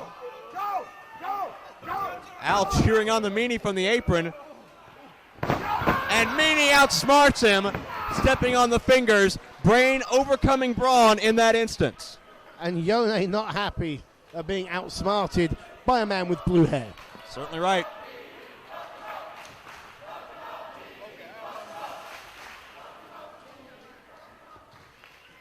Test the strength one more time. Al Snow egging on the meanie. And Yone tries to return the favor, and Meanie one step ahead of the GHC Tag Champion, but too much time to celebrate. Yone comes back with a heel kick. Yep, Yone talking the language he knows of kicking people hard in the face. And very interesting that Austin Aries, rather than tag the Meanie, who was already in his corner, chose to tag Muhammad Yone. Perhaps Aries senses Meanie as the weak link in this matchup after Meanie's lung surgery several weeks ago. Either that, or he just saw how Yone kicked Nigel McGuinness in the face last night and decided, I don't want any part of that. Either way, smart move from Austin Aries. Aries and Strong. Al trying to warn the referee over Roderick Strong's interference, but the referee distracted there. The referee is trying to focus for this double team. And Al Snow arguing with Andy Quilden. Oh! Aries throws a pitch. There you go, home run. And Aries is running the bases. Shot for Al on first. Who's on third? It's Yone and Morishima, and they both got nailed. And a kick straight in the meanie. Or should we say a baseball slide? Oh, yeah. And certainly Meanie not safe in that exchange. And now Strong's going to run the bases. Yeah. Al Snow cuts him off on first. Baseball, the very popular sport in Japan. Yone makes the call.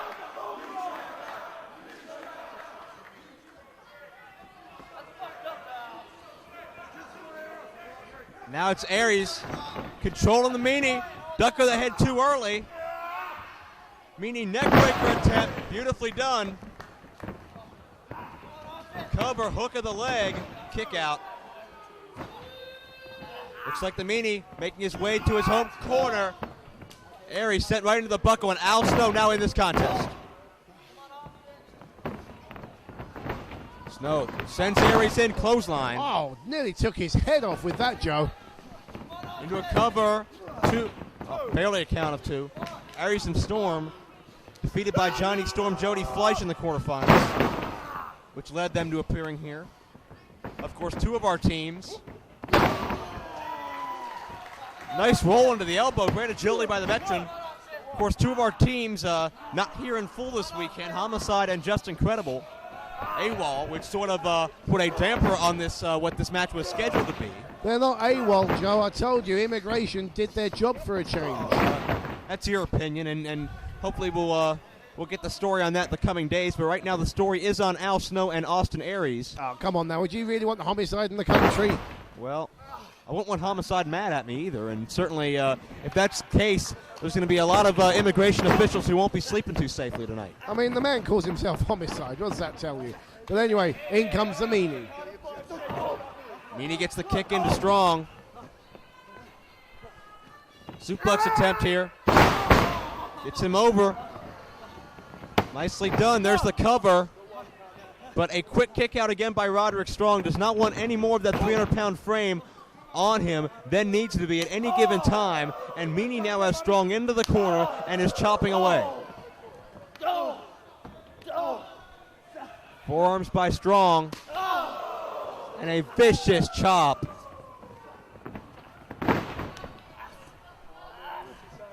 Roderick Strong up there with the Chris Hamricks in the world in terms of chop intensity. Oh, yeah, he's a hard hitter. And there you can see that operation scar of Meanie's. Tag into Yone, who tries to scoop Meanie up, and that's not a very wise move. Second time, not going to happen. Meanie's at least 290, and he deposits Yone. Morishima would be able to get that done, but unfortunately not Yone. Right. Snow about to be going for a snowplow. Yoni counters inside cradle. Snow was almost eliminated in this contest. Keep in mind, elimination rules are in effect. Snow going to send Yoni further on. It's a kick. Big scoop and a slam. Head of steam. Charging in. But Al Snow wisely ducks out of the way. Al Snow knew what was coming. Let's face it, when Mohamed Yoni gets a full head of steam like that, you don't want to be anywhere near him. Veteran instincts for you. Definitely. And Yoni very upset, but I mean, what does he expect? That's over 2 decades of experience there from none other than Al Snow. Now drives the knee into Yoni's midsection and begins hammering away. Snow is vicious in there. Certainly, whoever wins this matchup, right back in line for a future shot at our 1PW tag title holders, whoever they may be at night's end. I mean, look at this. I'm looking at Al Snow in the ring with one half of the Global Honor Crown World Tag Team Champions. Where else in the world would you find this other than 1PW? You Absolutely right. Unique to this promotion, Joe. Going for the snowplow, I think Al Snow is signaling for it, but Yoni counters. He has Al Snow up.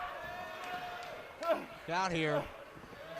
Yoni setting up for something. That head of steam one more time. Hard clothesline, drops Al Snow. Yep, the big Choshu style lariat from Yone. And in comes the big hitter, Morishima. Morishima ducks. And we've seen Morishima put 2 people away with a backdrop driver so far this weekend. And those clotheslines are only going to weaken Al Snow for that same move. Double team time. Snow sandwiched in between clotheslines. Nowhere for him to go. Yoni's got meaning. Wait, cover attempt. Aries comes in. Morishima down. Holding the trunks. Holding the trunks and... The team of Yoni and Morishima have been eliminated. They just got a pinfall victory over the GHC World Tag Champions, Joe. Questionable call if you ask me, but a cover. Quick kick out by Al. Aries had tight. Morishima's shoulder may have been up. I'm not sure about the actual shoulder blade, which is what counts. But nonetheless, Aries and Strong have eliminated half of their opposition. Yeah, but a pin's a pin and a win's a win. And Aries quickly on top, 1 count. Front face lock by Aries.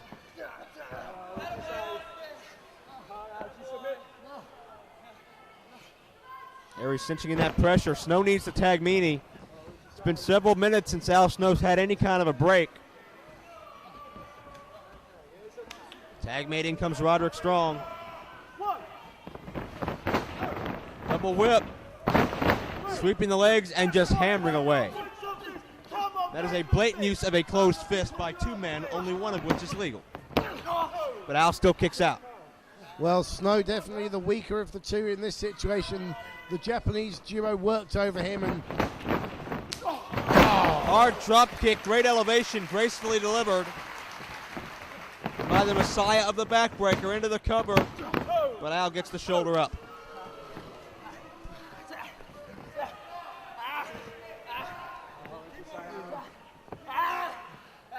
Snow's a long, long way from the blue medium, from his corner at the moment, Joe. Absolutely right. Side Russian leg sweep. On Snow, lateral press. Another kick out. You know, this match really giving us a chance to see how good a team Strong and Aries are. And it makes me think if... Another cover. It shows me how good Storm and Fleisch are for beating them in the first place. Absolutely right. No slouches in the 1PW tag title tournament. No slouches in 1PW in general. Al hammering away. Inching for that tag. Can he get there in time? Aries from behind slides right through the legs. Beautiful tag team strategy. Drops him with a neck break. Beautiful move.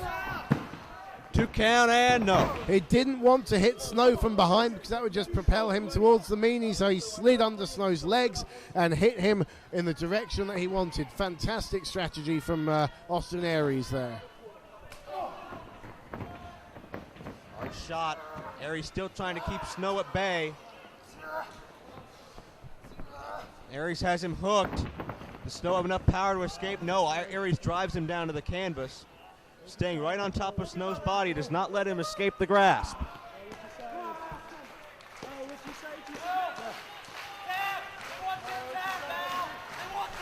Snow in a lot of trouble here, Joe. Very true.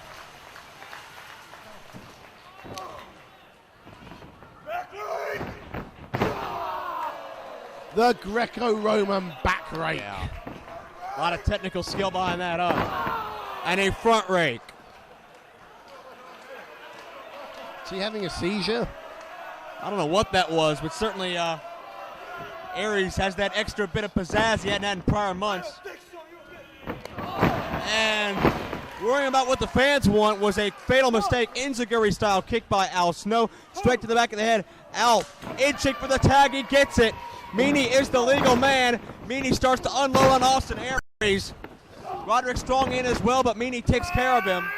There you saw the experience of Al Snow. Waited for Aries to mug to the fans and chose his moment. And the Meanie charging in using that weight advantage, Joe. Just in the nick of time as well. Meanie has both members of Aries and Strong's team stacked up in the corner. A splash connects. Hard slam. Oh, is he setting you up for the Meanie salt here? I think he is. Oh, this is poetry in motion, Joe. The only 300-pound plus moonsault in the business. Can he get up? Look at the Meanie. Connects with the moonsault. Beautiful. Cover. They got it. No, Roderick Strong at the last second. That may have been it. Great move from Roderick Strong. Great move from Roderick Strong there, because that would have been it. Al just made a blind tag. I don't think Roderick Strong realizes it. Elevated to the outside. What? No. Don't you dare do that. No. Please, Meanie, for the you don't need to be back in the hospital so soon. And thankfully for Meanie's well-being, Aries cuts him off. But he took quite a spill to the outside there. Al grabs Aries. Snowplow attempt countered. Aries with an O'Connor roll. He's got tights again. He's got tights again. Oh, thank God he didn't win it twice that way. And a fraction of a second away from the 3 count. Snowplow this time drives him down hard. Al Snow goes for the cover and wins it.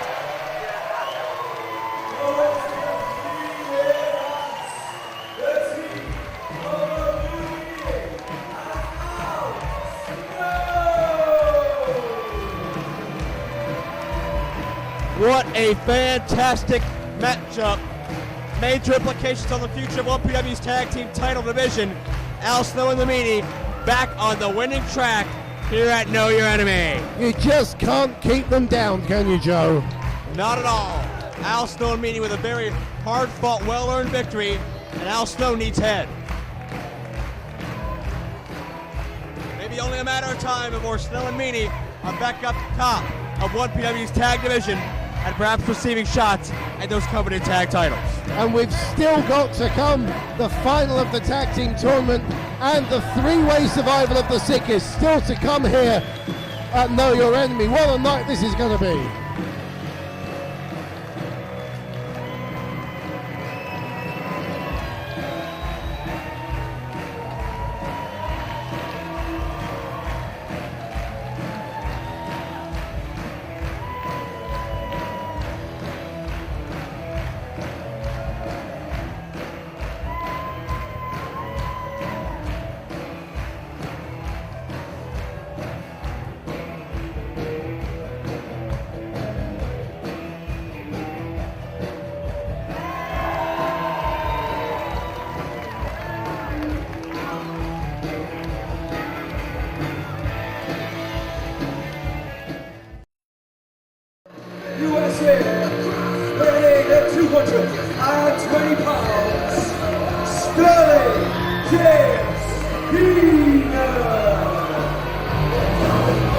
And Joe, look at this. Once again, Sterling James Keenan has brought back up.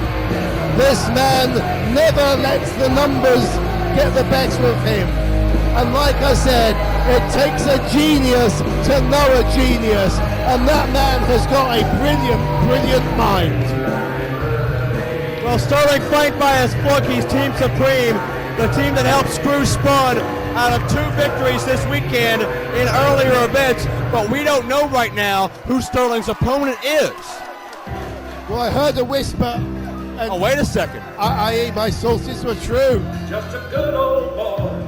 This is interesting. Never meaning no harm. His opponent hails from Bristol, Tennessee. Weighing at 210 pounds. Chris Hamrick. High-flying Chris Hamrick, one-on-one with Sterling here. And you gotta believe this is as a result of the tragedy we saw at the end of our show last night involving Sterling, Abyss, and Old School X, and of course Steve Carino's son Colby. Exactly, like we said,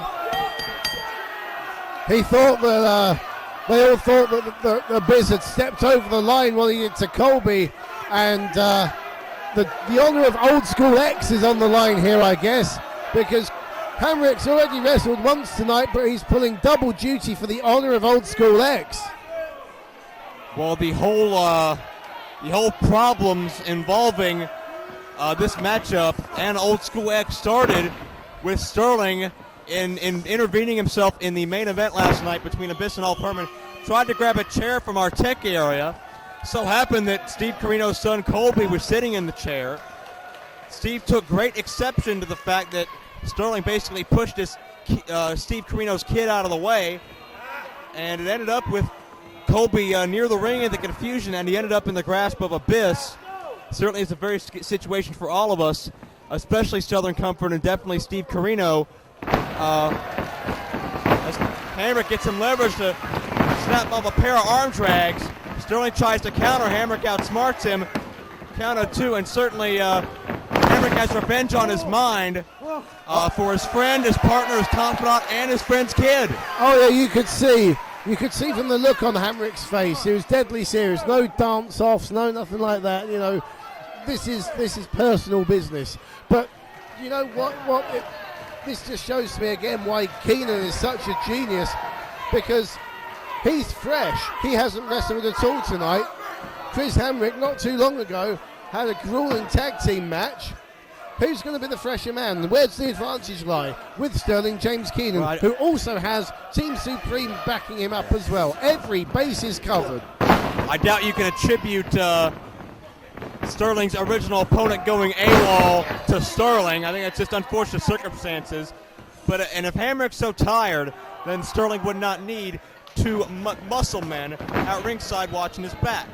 Hey, he's got 2 of the best of British with him. Just for a little bit of insurance, you know? Check out the counter to that hip toss. Sterling with an arm drag. I'll tell you, Sterling's a mass manipulator. He's obviously gotten into the ear of Team Supreme, Storm and Morales, and convinced them that an alliance with Sterling is for their benefit, when really Sterling's only using them to benefit his own personal wars with Spud, with Old School X, etc., as Hamrick gets a 2 count. Yeah, but I can tell you, if there's one thing that Team Supreme love to do, is beat up Spud. So it's a labour of love for those 2. Trust me on that one, Dombrowski. Hamrick catches Sterling running out of the corner, drops him with an arm drag.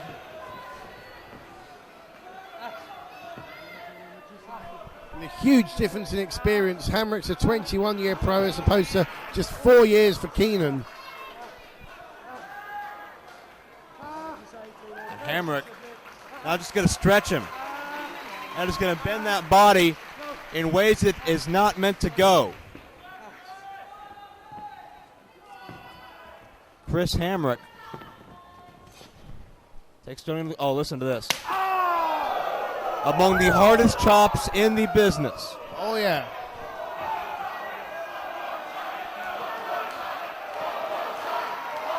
I don't think Sterling wants it one more time, but he doesn't have a choice. I poke to subdue him. Oh, let's listen in. Wow. You know something? I think we can easily say that Chris Hamrick's the biggest slapper in Doncaster. And if you've seen some of the women round here, that's quite a statement. Out. Hamrick hangs himself up in the corner. Sterling hits the lung blower out of the second turnbuckle. Nowhere to go for Hamrick. Lateral press kick out by Hamrick at 2. Hamrick left himself in a very precarious position, and Sterling was able to follow through. Sterling drops the leg. Now dragging Hamrick to the center of the ring. Smart positioning. Going to measure him now. Driving with the fist. Cover. Hamrick up at 1. Certainly Hamrick has the motivation here. He's fueled by what happened. Hamrick was out here, as well as Smothers, Carino, and so many others, when Abyss shoved Colby, Carino, 9-year-old Colby, to the ground. And certainly that's very fresh on his mind. Anytime he looks at Sterling, and a great high elevation drop kick by Hamrick.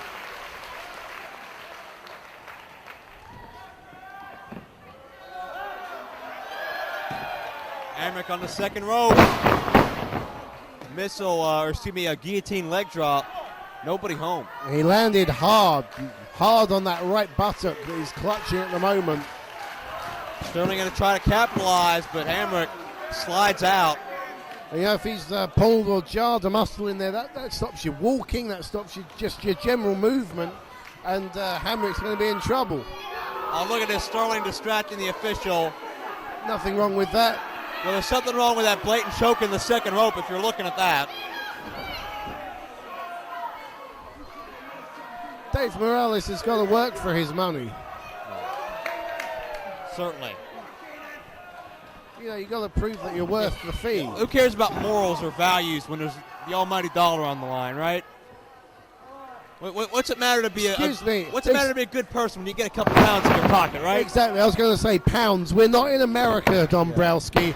We're in Great Britain. Just remember that. Well, maybe Sterling will pay him in dollars. He can convert it later. I don't know. The fact of the matter is, Sterling does not need Team Supreme at ringside.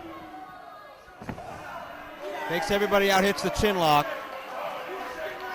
He doesn't need them at ringside, but it's that peace of mind. It's an insurance policy. Well, Sterling certainly has a ton of insurance running around these days. Which makes him a smart man in my book. Got a heavyweight champion. He's got one of the most evil, sinister minds in this entire business. Yep. A man highly scouted by those in Ring of Honor, those in WWE and OVW.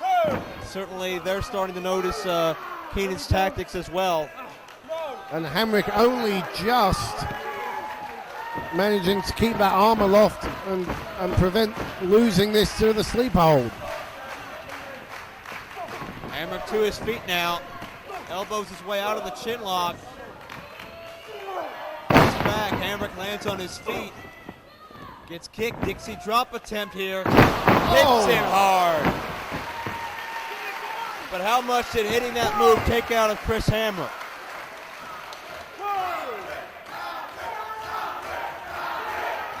The obligatory 10 count from the referee. Hopefully we won't have another count out.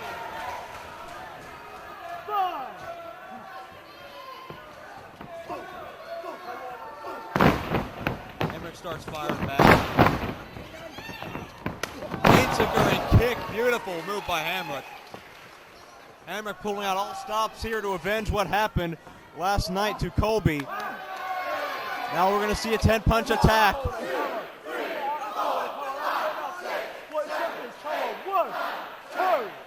Hamrick pounding away on Sterling's cranium. An extra shot for good measure. And Hamrick up and over. That shot dazed him, but not enough. Sterling hits an STO takedown. Cover follow through, but no. Beautifully done. Just took Hamrick by surprise, and that will knock the wind right out of you. The less you're prepared for a move, the more impact it has. Sterling continues pressing the advantage. A few hard shots. Whips Hamrick in. Look out, Dixie drop again. No. Drops him on the knee. Conventional suplex, great roll through. Hangs on to him.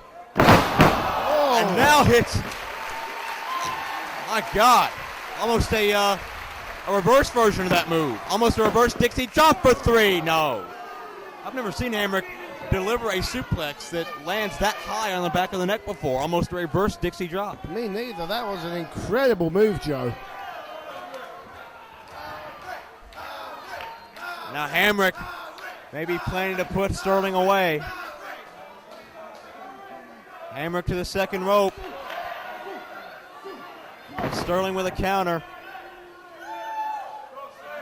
SJK up top, but Hamrick with one swipe of the rope puts Sterling off balance. And now the danger of this matchup escalates one more time. Well, Hamrick pretty comfortable up on that top rope. Oh no. Oh, what's he going for, Joe? Oh my God.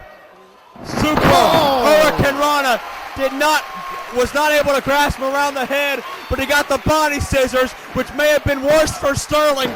Took him over harder. Oh, and damn it. Morales pulls Andy Quilden out of the ring.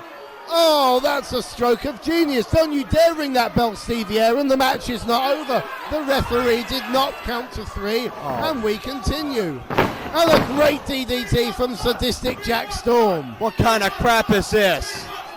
That, my friend, is the insurance I was telling you about. Crowd chanting for Spud, but it's too... No! No! Hamrick is out!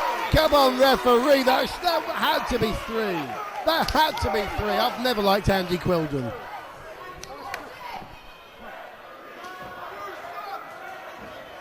Sterling continues to punish Hamrick. Look out here. Oh, come on. Team Supreme trips the leg. Referee was looking in the opposite direction. They picked their spot. Watch Hamrick. Tope through the ropes. Caught him sleeping. Caught him celebrating. And Hamrick has neutralized this two-man advantage of Sterling. Hamrick has a fair chance once again. The referee saw that. He should disqualify Hamrick for outside interference. Hamrick springs in, but Sterling grabs onto the ropes and gets 3.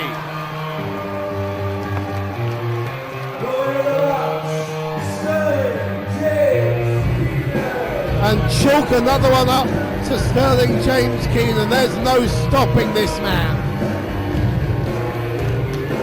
Sterling wins another one, and a very, very accomplished opponent in Chris Hamrick falls victim to Sterling thanks to his 2 hired assassins. This man is a genius.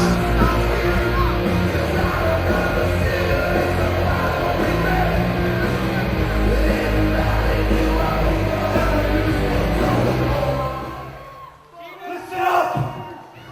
You limey puppet suckers!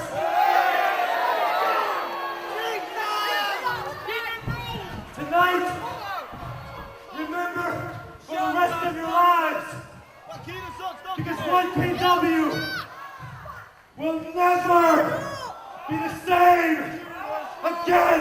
What? Never be the same again? As if the carnage Sterling has caused hasn't been bad enough so far. Sterling with a very scary omen as he's flanked by Team Supreme, his new running buddies, his new partners in crime. But whatever Sterling's got cooked up tonight, my God, I don't know how Sterling could go any further than what we've seen from him in recent times. What does he mean by that? That 1PW will never be the same again? I shudder to think.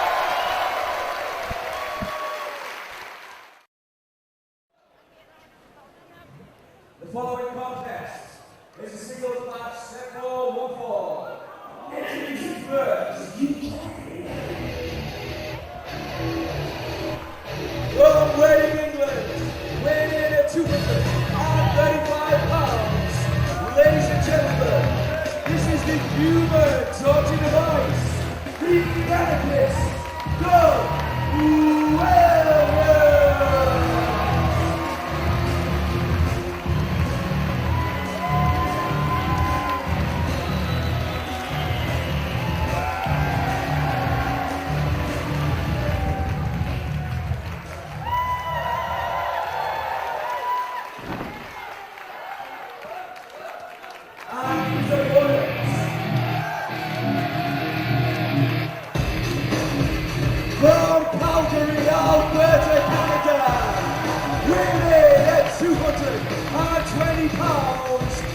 Ladies and gentlemen, this is Lance Storm!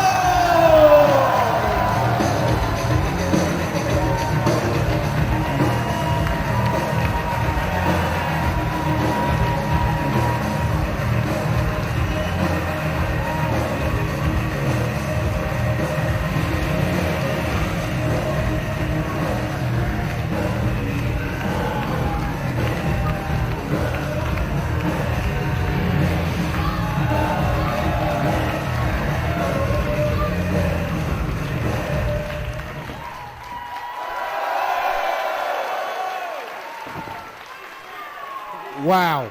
I mean, when you talk about dream matches, Joe Dombrowski, it doesn't get better than this. Lance Storm versus Doug Williams. Did you ever in your wildest dreams think that you would be sat at ringside watching these two face off one-on-one? Absolutely not. We got arguably Canada's best technician against England's best technician. It's his Joe Dombrowski at ringside with Dean A.S. as we prepare for what is sure to be a marvelous, marvelous experience. The atmosphere is perfect. The athletes are ready, and this should be a very, very stellar encounter. I can't think of two men I would rather see in the ring from this entire tour than Lance Storm and Doug Williams. Absolutely. This is going to be an absolute wrestling clinic. And I mean, let's face it, Joe, this is obviously the first time these two guys have ever wrestled, they've ever met.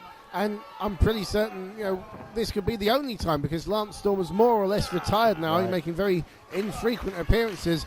Only in 1PW can you see action like this. Right, exactly. Lance Storm has not wrestled a full schedule in 2 or 3 years. He had one match in Ring of Honor and one match in 1PW before this. And Lance Storm currently happy earning a comfortable living thanks to the Storm Wrestling Academy up in Calgary, Alberta, Canada. But he could not resist coming back one last time to Europe, to England specifically, to not only see his European fans that have followed him throughout the years, but also test his own limits one last time against such a large scale of competition. And you'll have to agree that they don't come any better than AJ Styles, Chris Daniels, and Doug Williams, the three-men Storm has met this weekend. Oh, yeah, I mean, Lance Storm had heard plenty about Doug Williams. He'd only been able to see videotapes of him, and when he arrived in the UK, he specifically asked for this matchup because, as you say, Joe, he wanted to test his limits. Storm with an overhead throw, controlling the body and wrist of Doug Williams. And certainly, as we mentioned last night, no signs of ring rust from Lance Storm whatsoever. Not at all, no. Although he has been out of active competition, he's still been in a wrestling ring quite frequently, thanks to that training school he has in Calgary. So certainly he has not lost the feel of what it's like to be in between those ropes and sparring or exchanging holds with another individual. And Storm's certainly not going to quit this early at the juncture.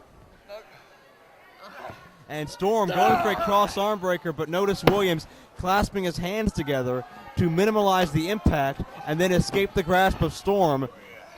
Williams just got one over on Storm big time. Sometimes it's these simple, subtle things that end up winning matches, and that's what we're seeing Doug Williams do right now. Oh, definitely. It's the little things that often make the big difference, Joe.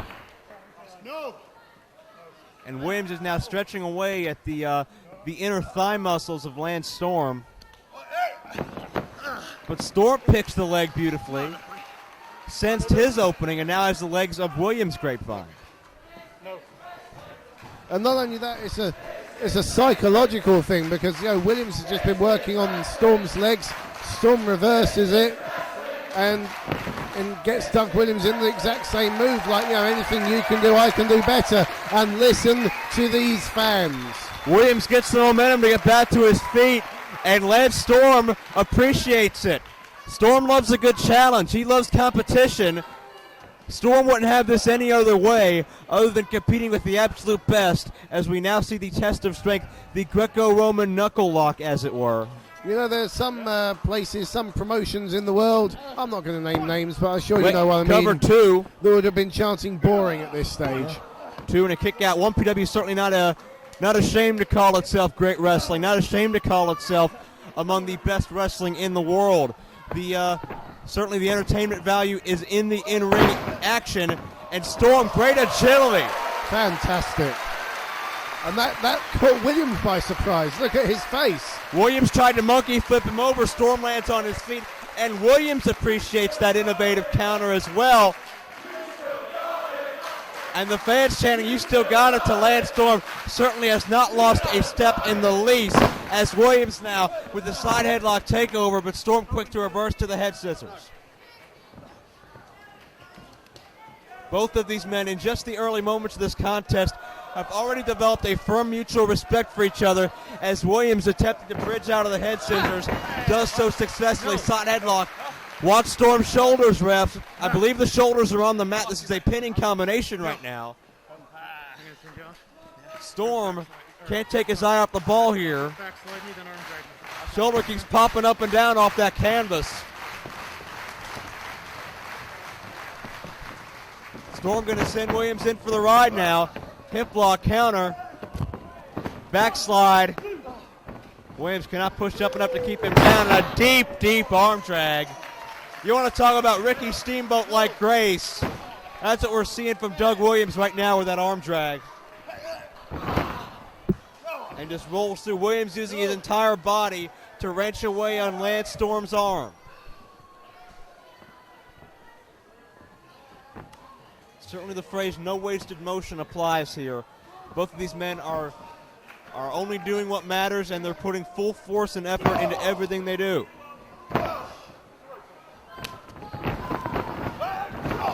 There's a back elbow by Williams, coming off of the Irish whip and a European-style uppercut.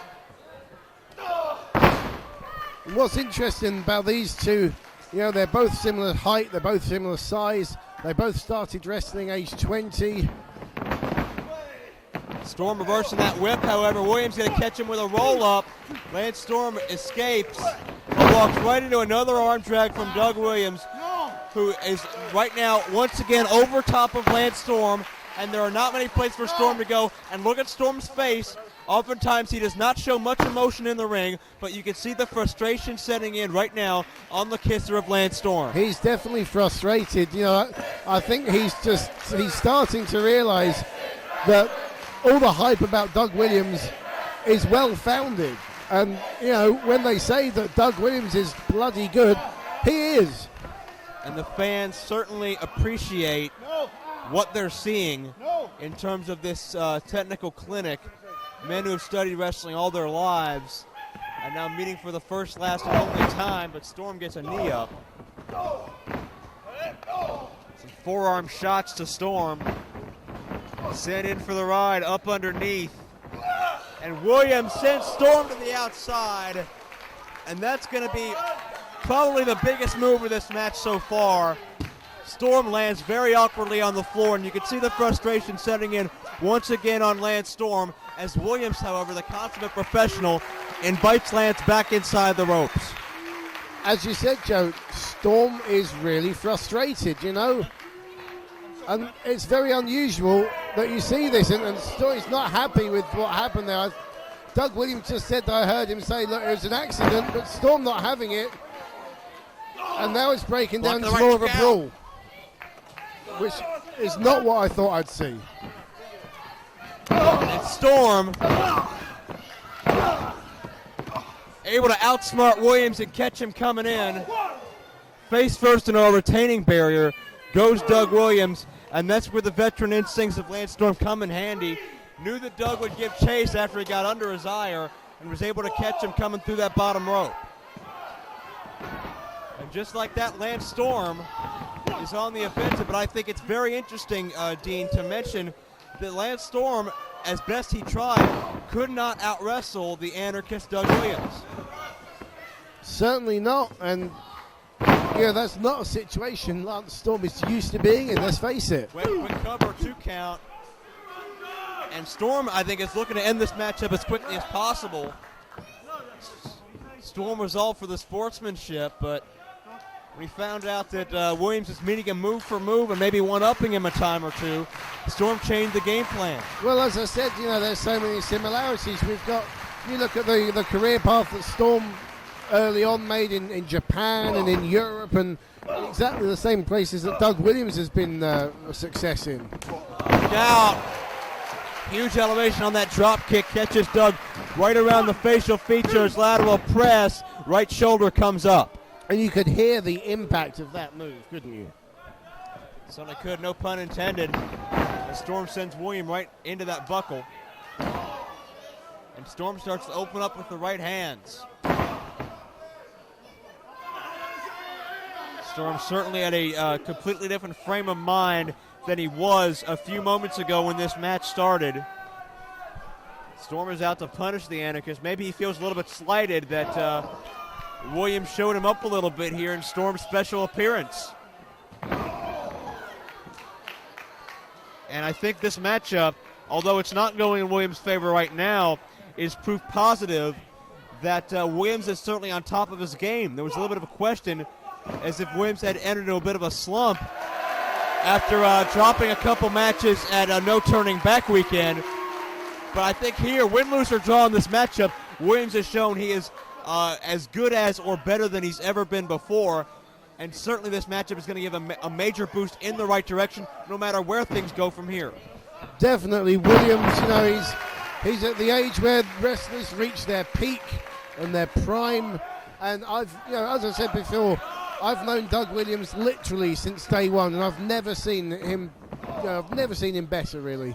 Williams dropped Lance Storm with the neck breaker, fights back with a few uppercuts, but you can see he didn't have a lot of power behind it, as Storm was able to pick that leg and come right on top of Storm with the STF, the step over toe hold face lock. Who's the wrestler now? And he's really got under the skin of Storm. He's just shouting, who's the wrestler now? I've never seen Lance Storm like this. I really haven't. And I've followed this man's career for many years, since him and Jericho were in Smoky Mountain in the Thrill Seekers. And I've honestly never seen him like this. See, Lance Storm takes a great offense to the fact that his self-proclaimed title as the best technical wrestler in the world is very much up in the air right now. And Storm cinching it hard with the Chancery. Notice not only applying the hold, but driving Williams' body further down towards the mat to cut off any leverage he may have, which Williams has negated for the moment. Listen to that shot from Lance Storm. Whip in reversal, and Doug charged in with a high knee. Storm dazed, but caught him with that jumping side kick. Oh, he's definitely been studying his Doug Williams tapes, hasn't he?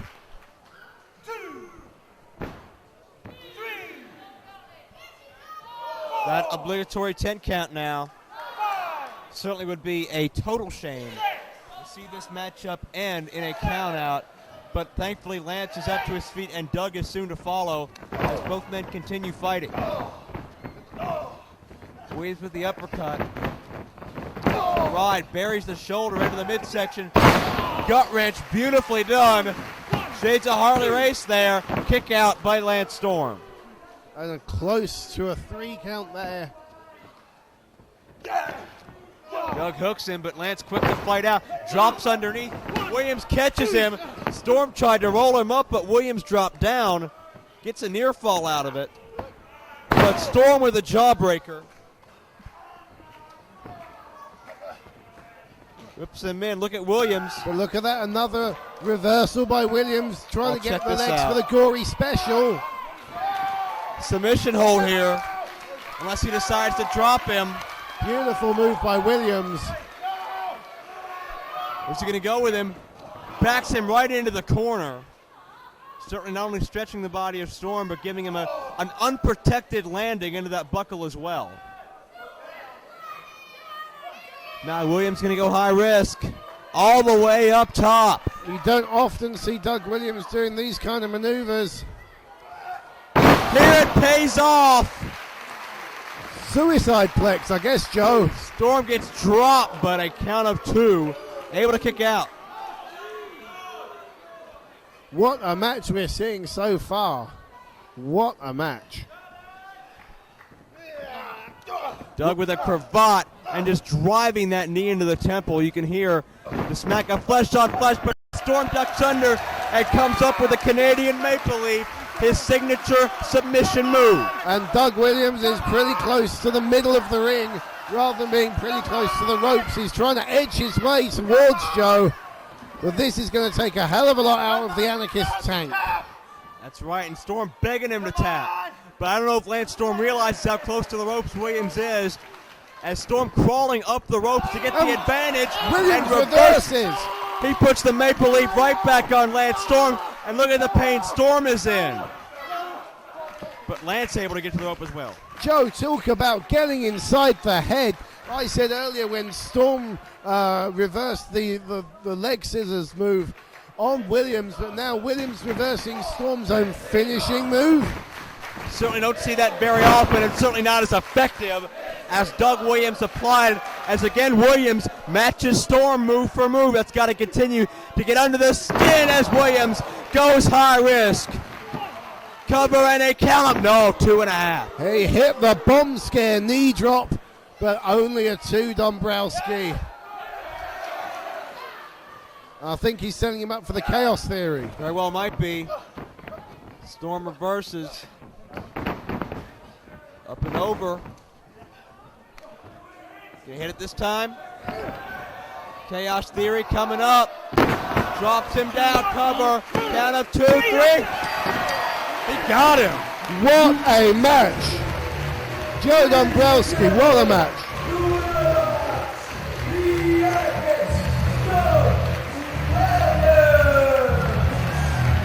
You know, like we said, this might be the only time that these two face each other. And what a feather in the cap for Doug Williams to be able to say, I've got a clean pinfall victory over a legend of this business like Lance Storm. What a match. We just saw a classic. And that's the absolute key here. Doug Williams matched or beat Lance Storm at everything Storm gave to him. Doug Williams proved on this night to be the superior technical wrestler. A huge win, an emphatic win for Williams, perhaps bigger than any win he's ever gotten before. Not only is he back on track in 1PW, but he's got so much momentum and so much confidence after that defeat of Lance Storm, and what a match.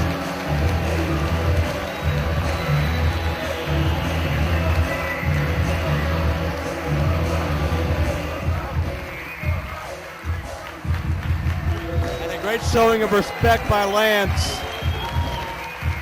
Fantastic technical contest that nobody in this crowd and nobody in this broadcast booth will soon forget. And you hear these fans showing their appreciation for Lance Storm as well.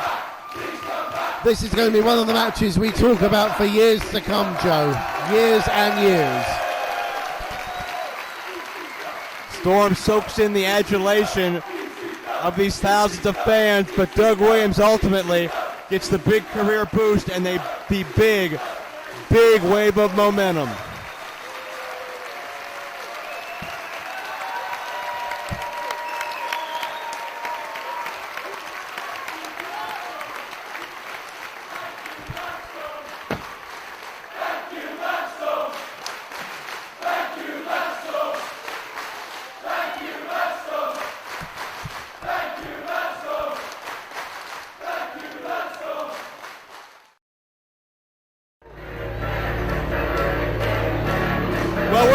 Starting out the second half of our live event here with a bang. All Perman on his way out. That's his music, but he's not scheduled to compete. I was just about to say, Joe, he's not on my schedule.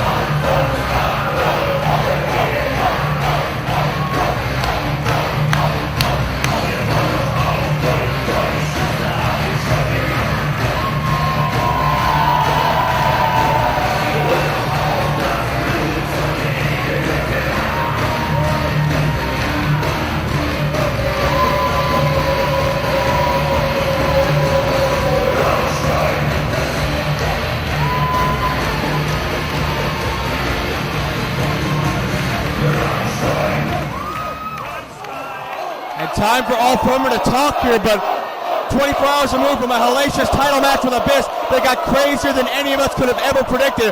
What is All Firmer going to have on his mind tonight? Thank you, Doncaster. Thank you, MPW fans. You know, I'm surprised that All Firmer's standing and walking after the beating he took. I mean, it must take a hell of a toll on the body.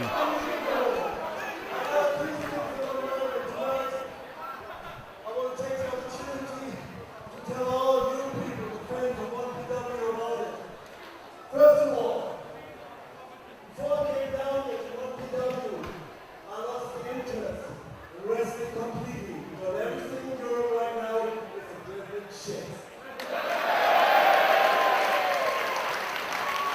Okay, then I came down to MPW, you know what? It felt like coming home.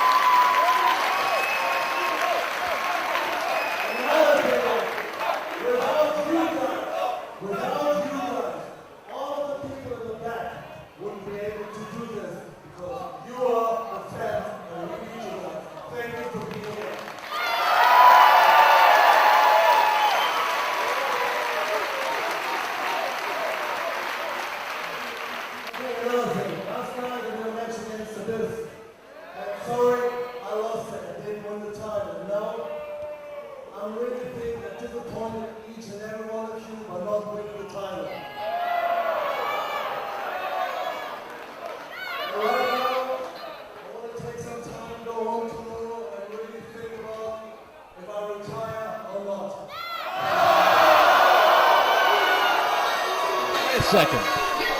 That's the Iceman's using. It is, and he has nothing to do with All Firman. All Firman's certainly very dejected over losing the LPW title match, contemplating retirement. But what does Iceman have to do with it? I don't know. I mean, All Firman's a good friend of mine, and his moment has been spoiled by the Iceman, been ruined by Iceman. What's his business being out here?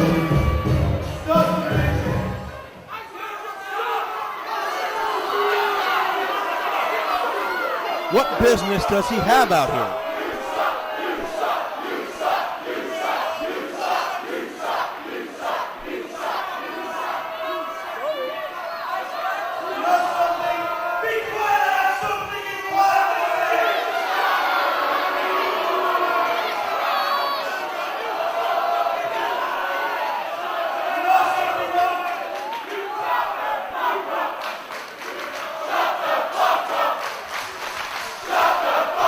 Well, they're speaking in All Firman's language.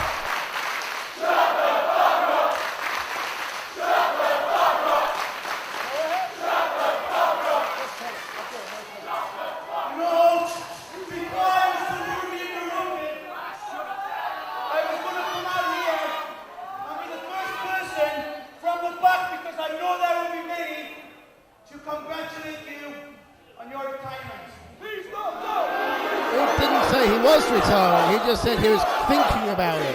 Exactly. I think Iceman's jumping to some conclusions here.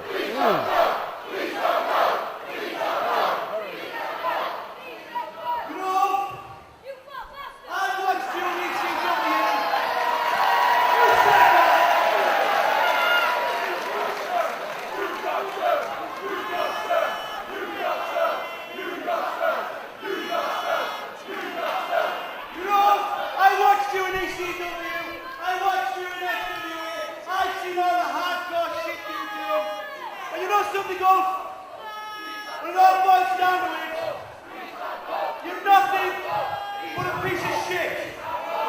We apologize. Hey, from behind. Herman badly injured. He spent the night in the hospital last night. Thanks to survival of the sickest with Abyss last night. Falls count anywhere. And now Iceman's beat the hell out of him again.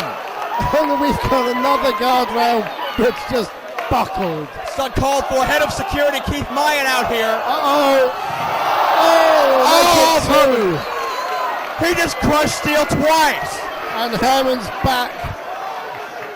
It looks like he's got problems with his back. This is disgusting. Joe, I'm going to go and check on him because Ulf's a friend of mine. You know, Please do. We got to get Iceman the hell out of here. Iceman's out of the way.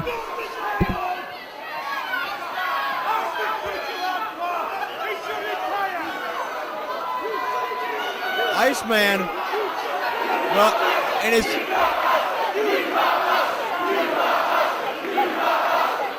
increasing search for respect and search for better treatment, it seems he's getting the list of casualties is growing to include Ulf Herman, who is so badly bruised and banged up in last night's match that he was thinking of retiring. Iceman totally disrespecting Ulf Herman, and you've got to believe if Ulf Herman, and it's a big if Ulf Herman ever steps back in the ring, there'll be hell to pay for Iceman.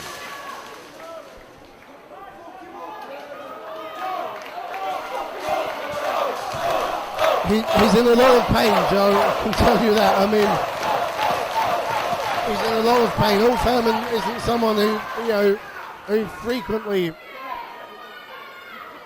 makes a fuss of things.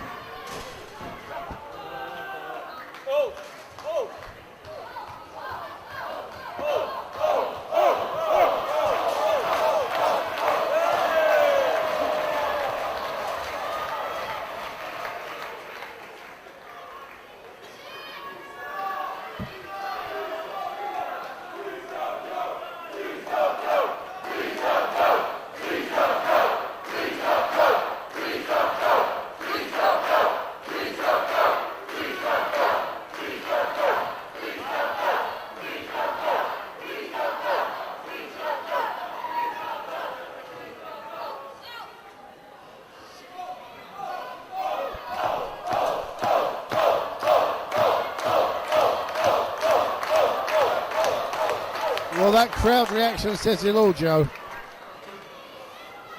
Indeed it does, but will Ulf Herman ever appear in front of this crowd again?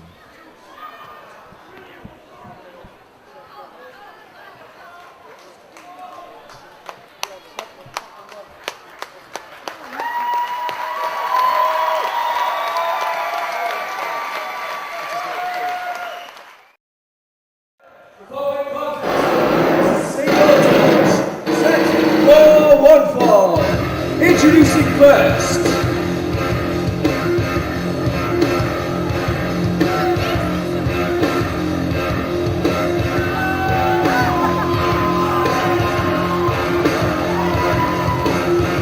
this is Ricky Reyes.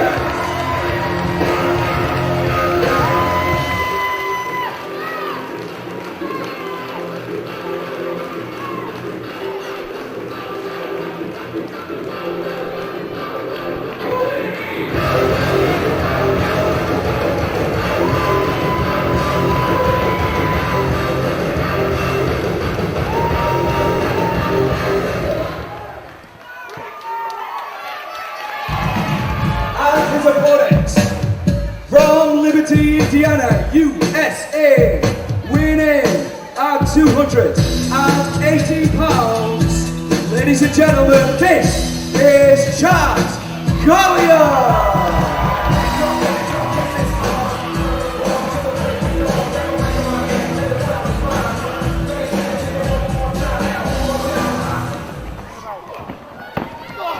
Well, the match underway already. Bella Sound and Ricky Reyes one-on-one with Chad Collier. A couple of the most skilled technicians. Of course, Collier a technician, Reyes more of a brawler, but certainly trained in submission-style wrestling as well and mixed martial arts type offense. But right now it's just a slugfest, and that's going to favor Reyes. Well, all this stems, of course, Joe, from last night when Chad Collier stepped into the fill the breach left by Homicide, and well, it would be an understatement to say they didn't quite get on as a tag team, wouldn't it? Exactly right. Well, it came down to the end of things. Team Shag won that matchup by pinning Collier to get the deciding fall. Reyes, so upset, so frustrated with Collier, he abandoned him, did not even attempt to save him. And that's what caused this match getting added, a late added attraction here to this card, a special bonus match, if you will, unadvertised. Reyes controls with the side headlock now, but Collier fights his way out. You know, Collier knows so many ways out of a side headlock. Reyes still upset from last night, as you can see, but Collier picks the leg and follows through with the go-behind. Reyes reverses, but Collier smartly drops to a knee, so Reyes loses his grip. And Reyes continues with the striking, but Collier showing he can match Reyes in that department as well.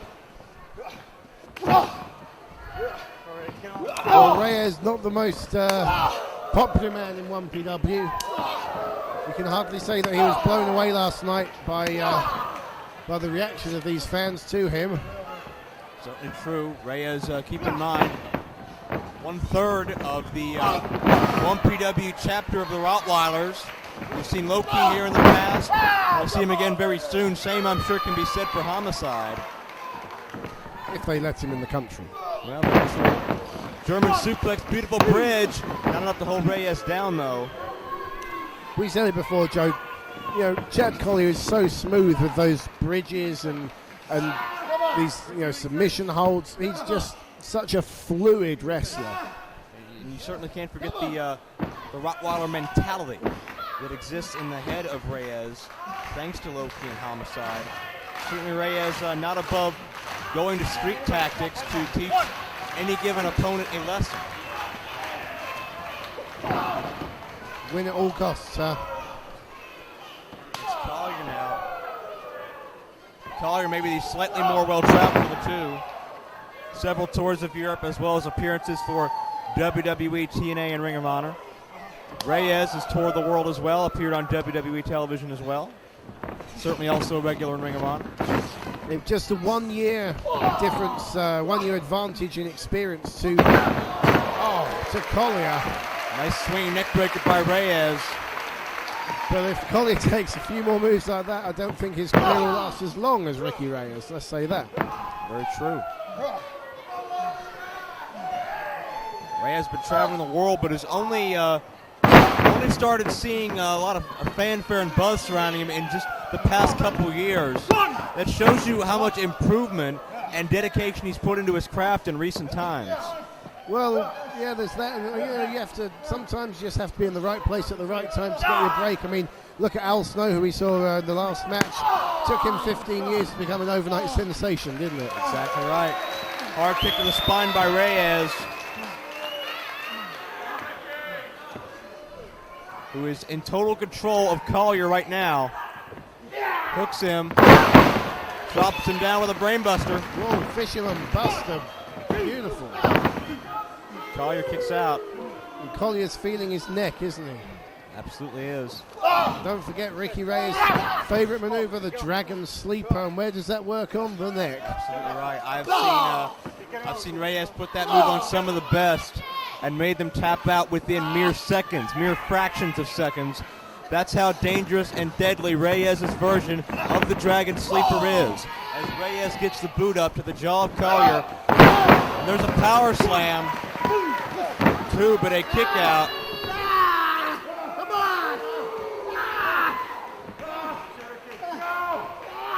Reyes hooking that wrist from behind, got that arm chicken winged. Notice Collier hovering right over Reyes. Reyes does not have much room to go, but is able to sneak a foot under the bottom ring rope.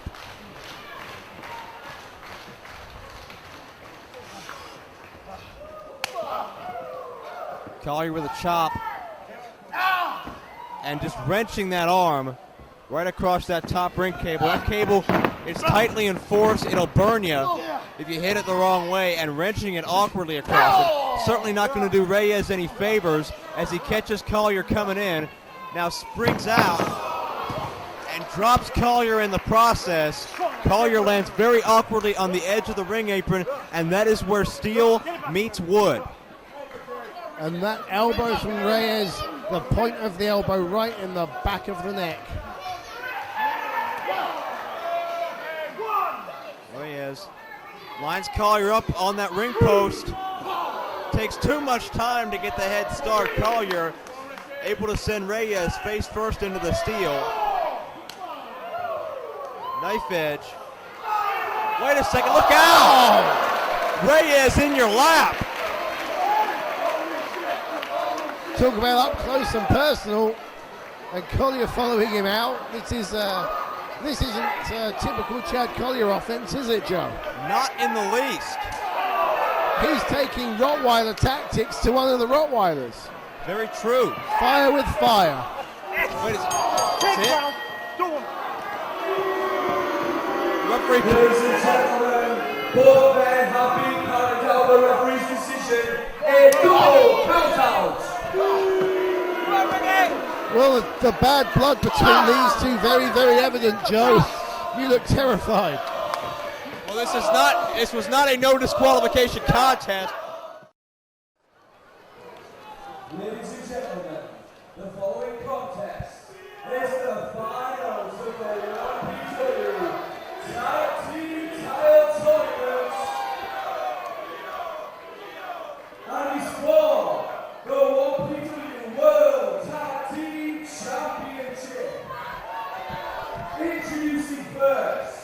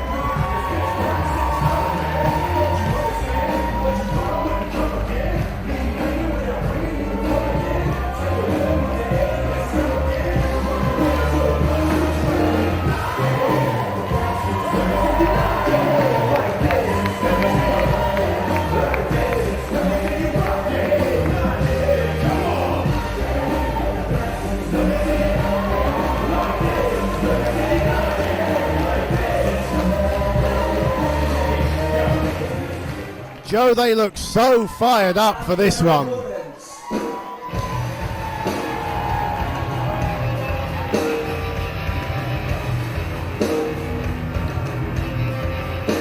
this is the team of the fallen angel, Christopher Daniels, and the phenomenal AJ Styles.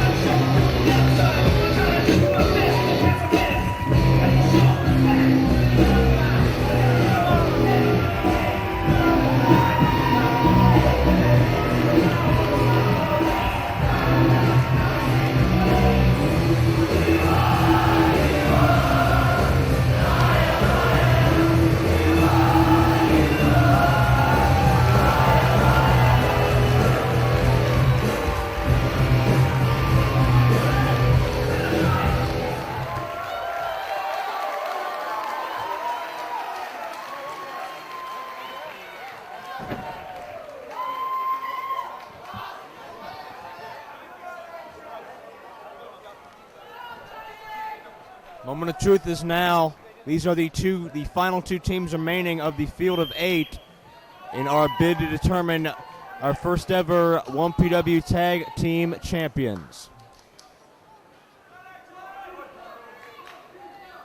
I'll tell you something, Joe. I've known Johnny Storm and Jody Fleisch for a long, long time.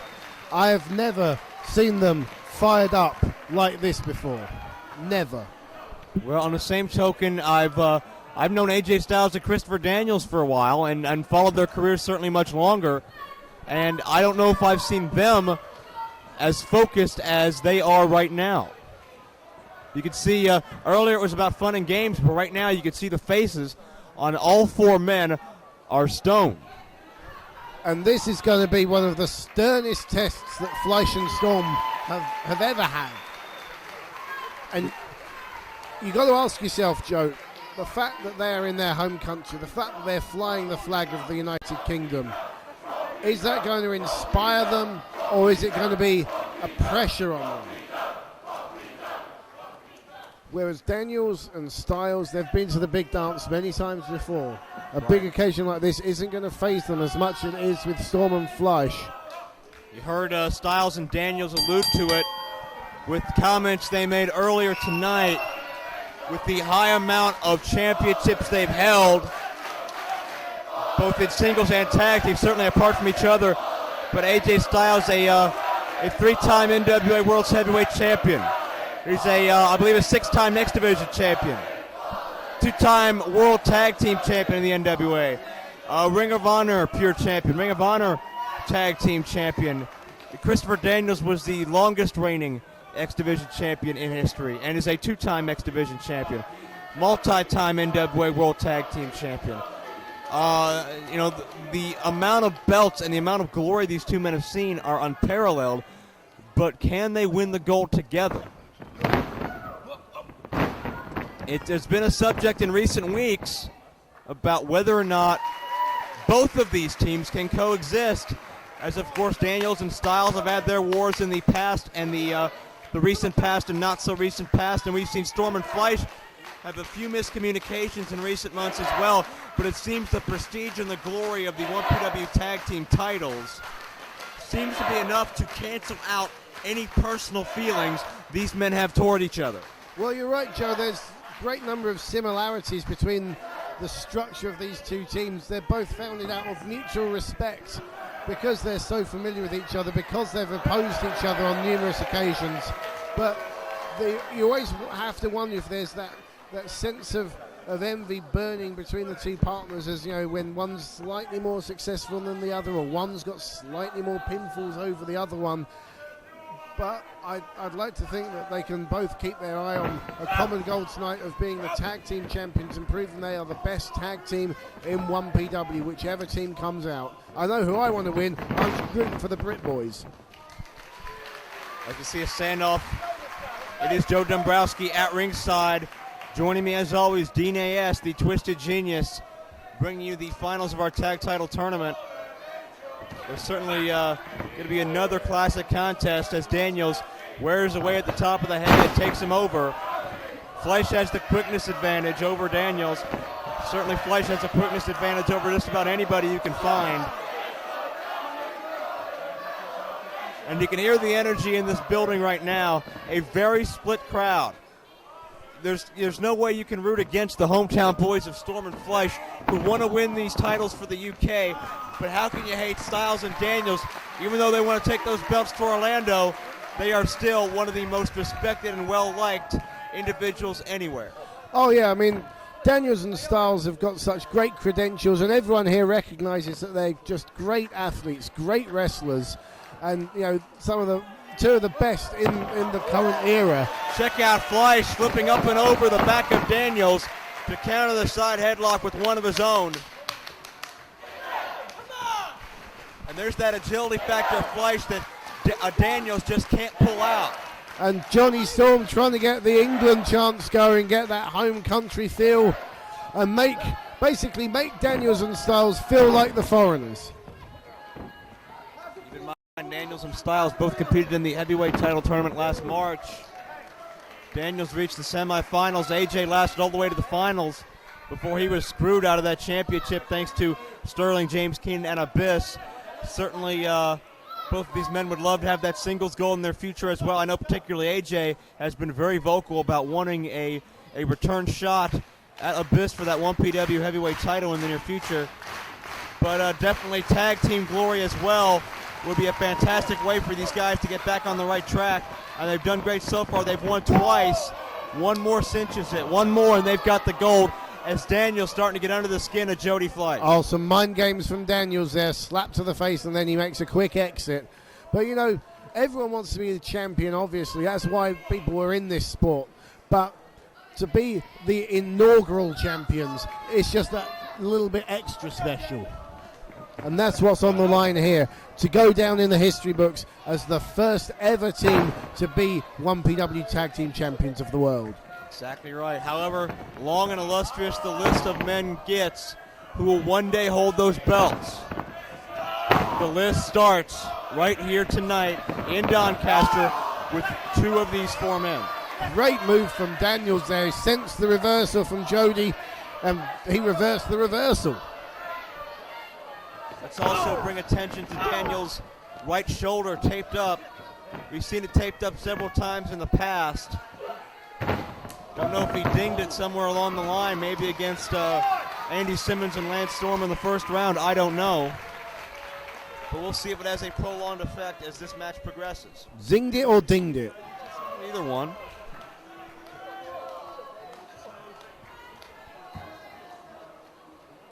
Daniels again with the headlock, but Fleisch battling to his feet. Daniels only has 2 choices: release the hold or come up with him. Fleisch elbows his way out. With a shoulder tackle by Daniels. Daniels has a bit of size on Fleisch, not a whole lot. But he's got enough because... Yes! Look out, monkey flip. But check out Daniels landing on his feet. But didn't count on the leg sweep.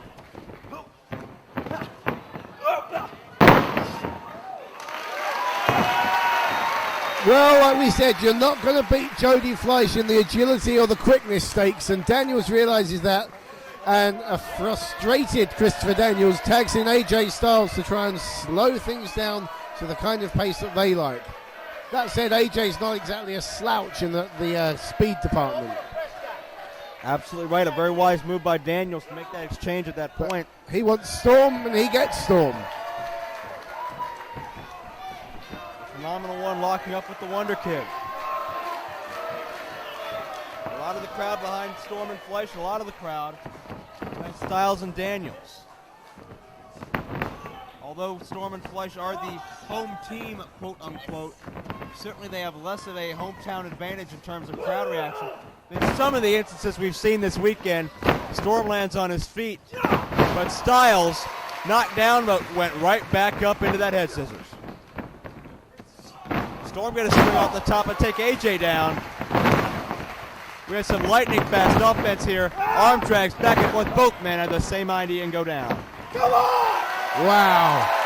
Wow. How about that, Joe? These 2 teams so evenly matched in many ways.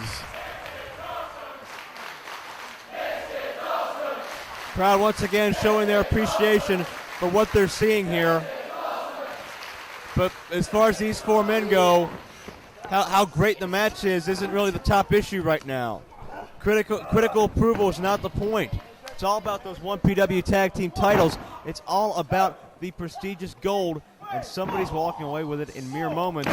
Exactly. I don't think that, you know, whichever team loses this, when they go back to the dressing rooms to be told, you lost, but hey, it was a great match, that's going to be scant consolation because they both want to be champions, both teams. Right you are, as Daniels sends in Storm. Oh, Joe! Jumping side kick right around the chin. Lateral press, Storm kicks out. That connected. You could feel it and hear it from here.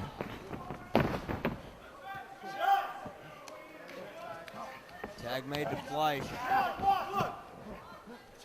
Daniels trying to fight off the double team there, but real aggression from Fleisch there. Like I said, they are pumped up, fired up for this match like I've never seen them before. That's determination right there. Storm and Fleisch wrestled in the first match in 1PW history, defeating Chris Sabin and Jerry Lynn, and ever since then they have hoped and dreamed about 1PW creating a tag team title tournament and a tag team division in general. And And finally, those months of dreaming comes down to these next few moments.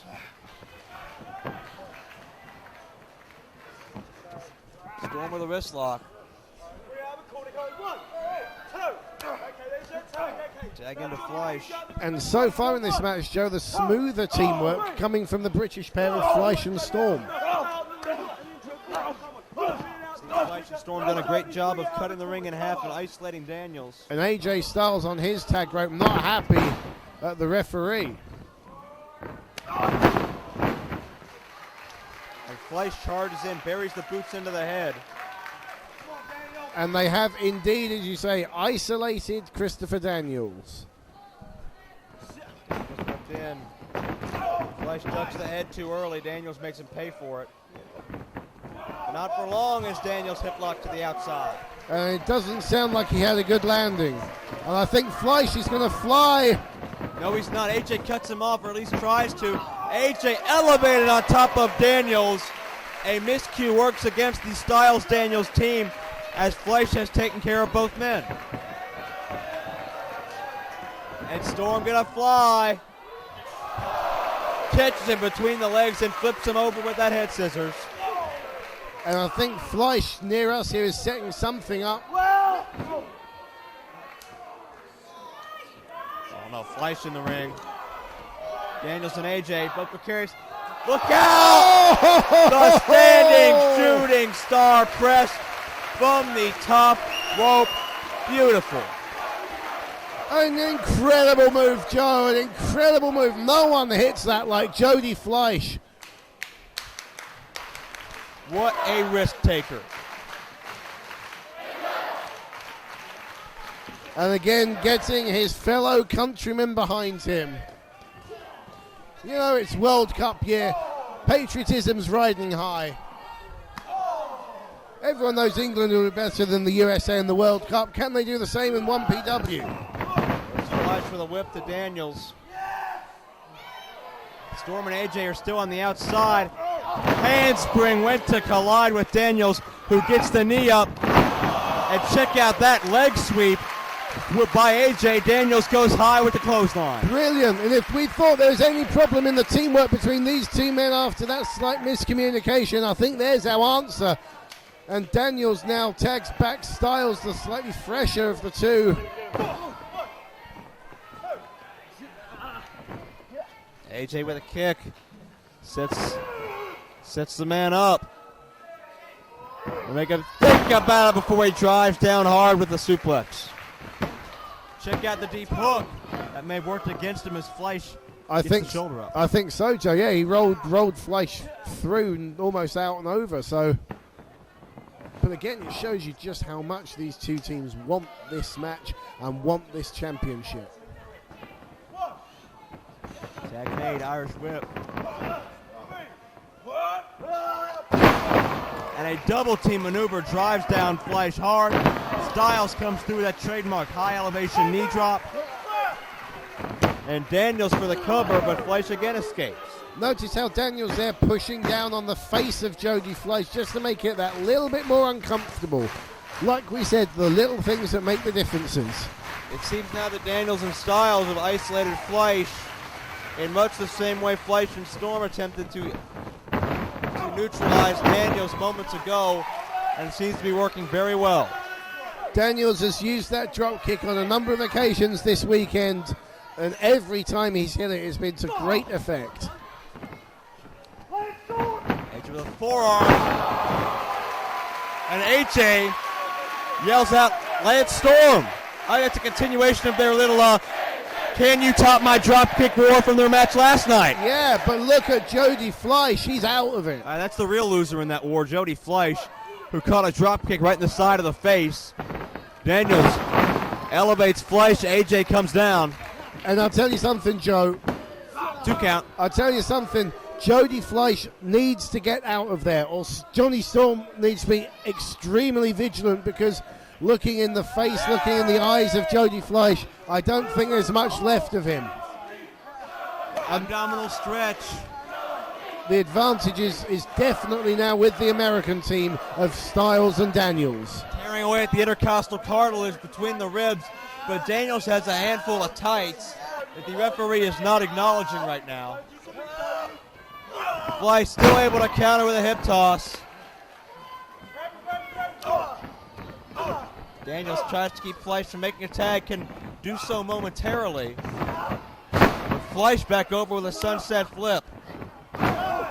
Daniels drives down with the elbow cover again. Another 2. What a great reversal from Christopher Daniels. Is there nothing this man can't do? Into the boot of AJ.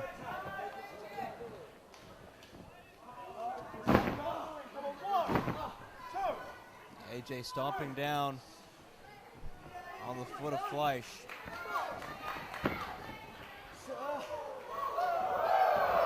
AJ hooks him in, figure 4 time. Maybe not. AJ zigging left, zagging right, keeps everybody guessing, but the most important thing there is that he keeps Jody Fleisch guessing. Fleisch does not know what's coming next from the Phenomenal One. Styles now has Fleisch in the precarious tree of woe before tagging out to Daniels. Oh, come on now. And Daniels walking on the groin of Fleisch and singing the American national anthem. Now that's just uncalled for.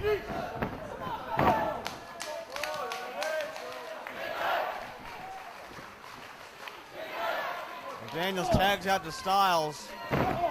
Certainly we saw Daniels taking a page from another 1PW alumnus, P.D. Williams, with that Tree of Woe groin stomp.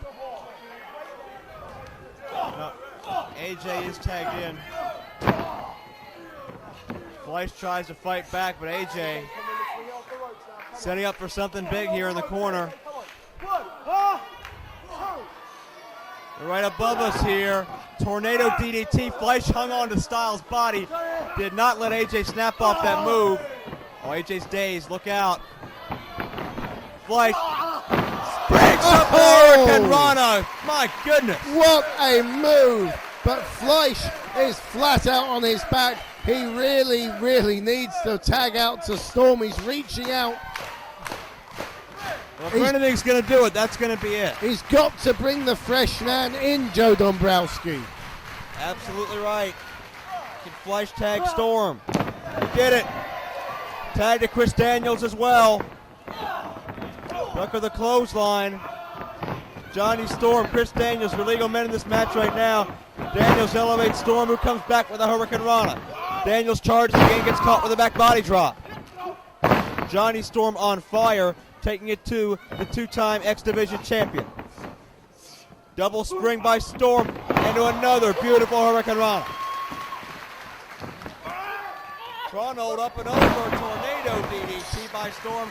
Cover, 2-0. Straight on his forehead. I wouldn't like to be Christopher Daniels in the morning.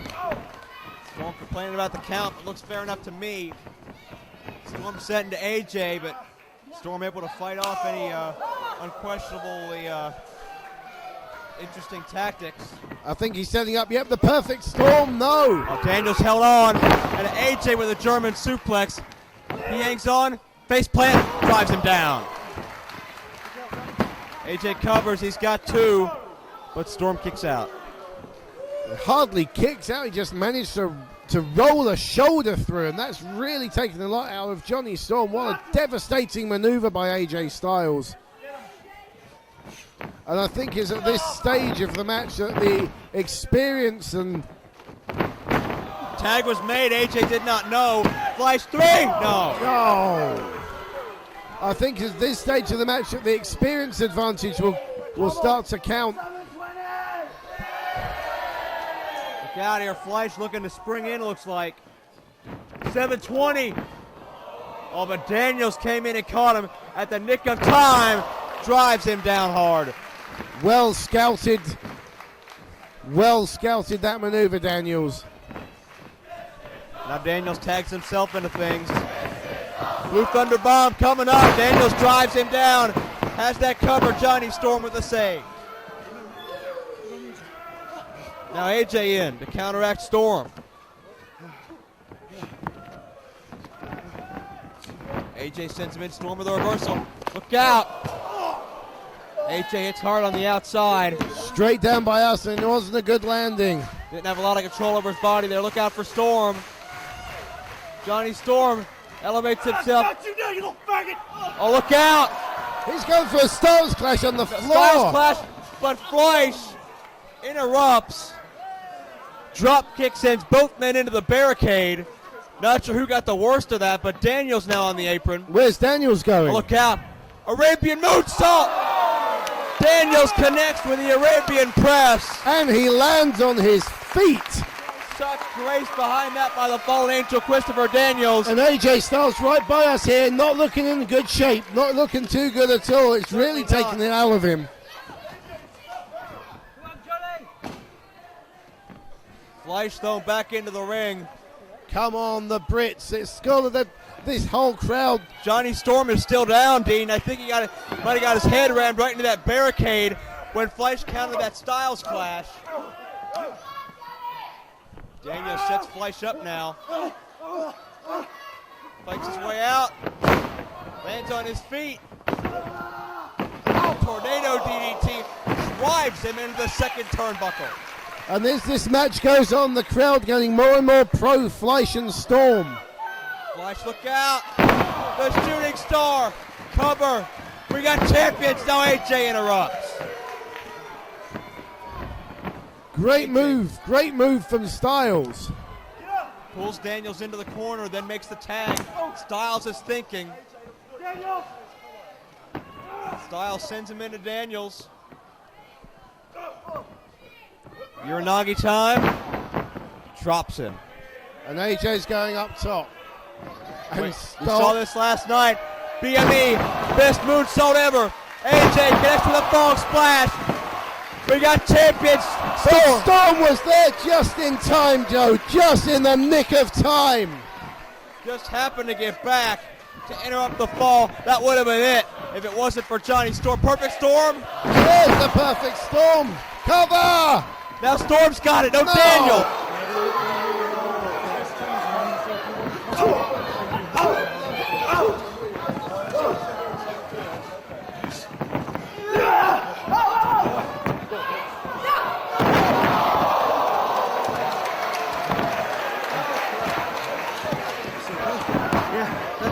The power clutch, that was Chris Daniels' old finishing maneuver when he was in Triple X with Elon Skipper and Low-Key, and he almost used it to claim more tag title gold tonight.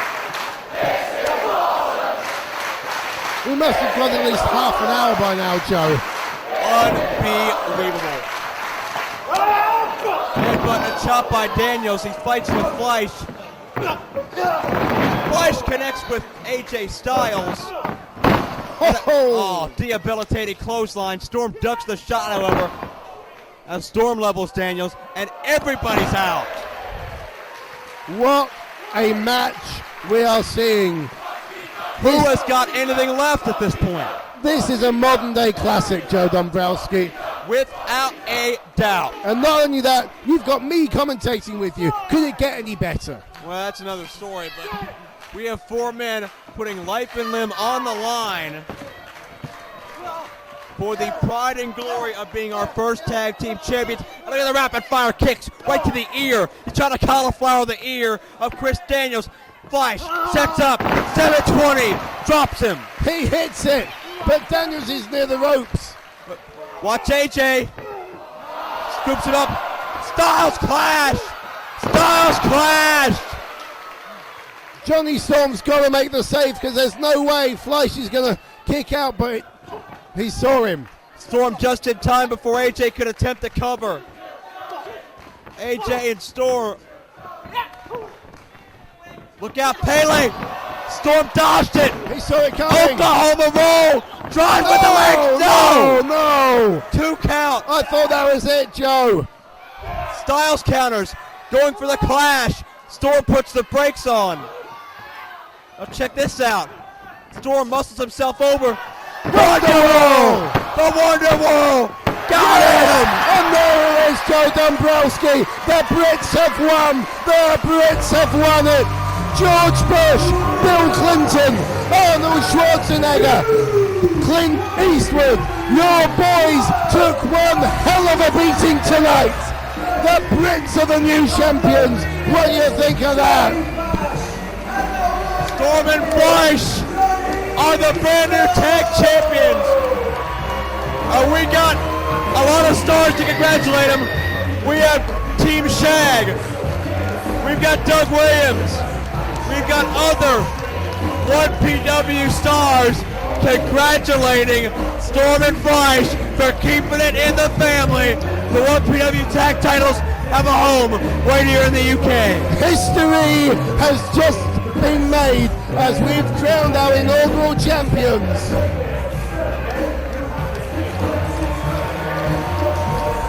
And they're wrapped up in my favourite kind of red, white and blue Dombrowski, the Union Jack. Get a load of that. But Daniels and Styles have nothing to be ashamed of. They were in an incredible war. They survived so long and through so much. But on the end, fate and destiny was just on the side of Johnny Storm and Jody Fleisch. They've been through a lot. Fleisch came back from a retirement last year. They had a lot of personal problems throughout the year as far as the team. We thought for a while that Storm and Fleisch might be done for as a team, but now they come back and prove they're the absolute best. And now what's going on, Dombrowski?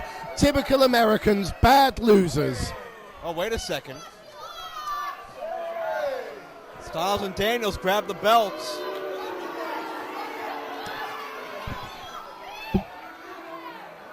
What are AJ and Daniels going to do?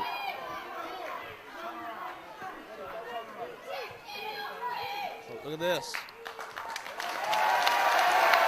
Daniels and Styles, they know when they've been beaten, and they put those titles where they rightfully belong on Storm and Fleisch. Daniels and Styles aren't happy about losing, but they sure as hell respect Fleisch and Storm for being able to defeat them.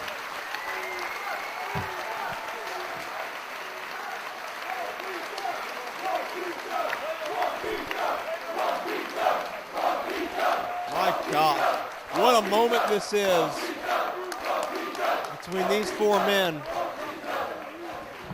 And let's hear from the victor. Let's hear from one half of our new tag champions. If they have music, play their music. They are your champions.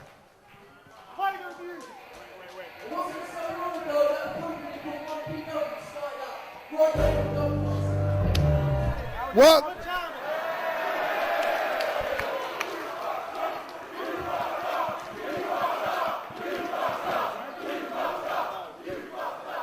It doesn't matter because Jody Fleisch and Johnny Storm are the new tag team champions.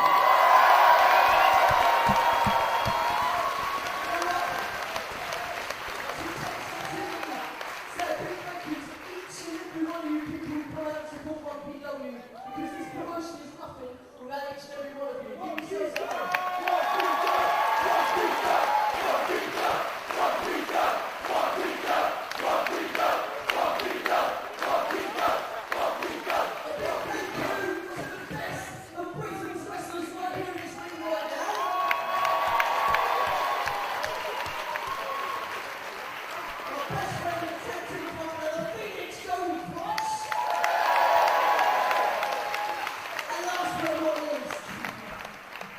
Two, without a doubt, of the best wrestlers this world has ever produced. The Burridge and AJ Styles.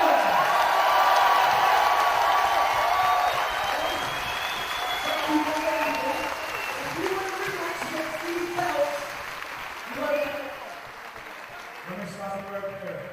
Johnny and Jody, tonight you did what everybody in this ring wanted to do, and that's win gold. But let me tell you something, if 1PW is all about competition, if 1PW is about bringing the best wrestlers, not just the best wrestlers in Great Britain, but the best wrestlers in the world, if that's what 1PW is all about, then not only do you have AJ Styles and Christopher Daniels, but you've got Team SHAG,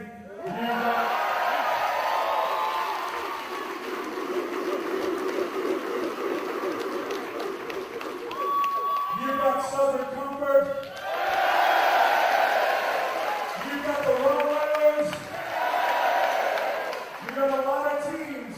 So good luck holding on to those belts. I know you guys are going to be great champions.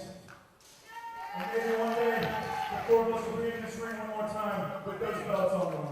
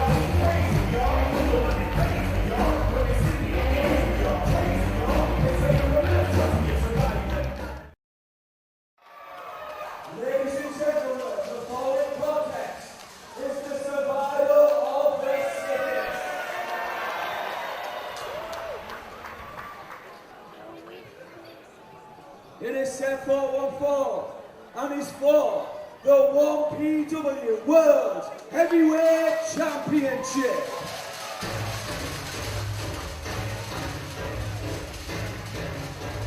This is also a triple threat match.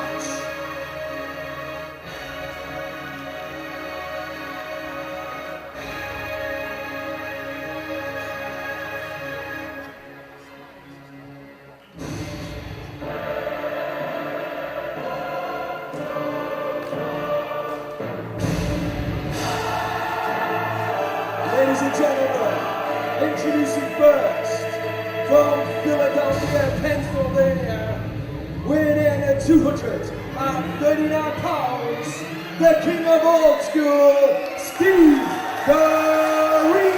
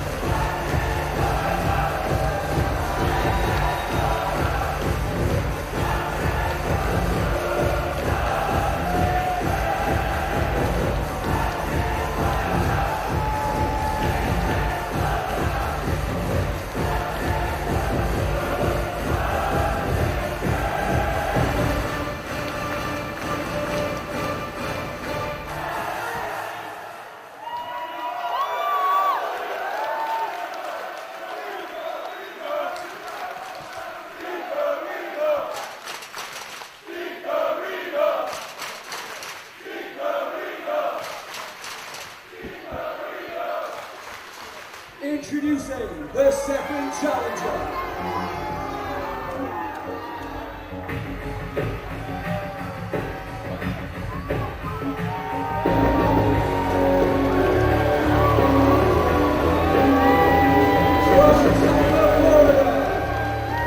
Weighing in at 227 pounds.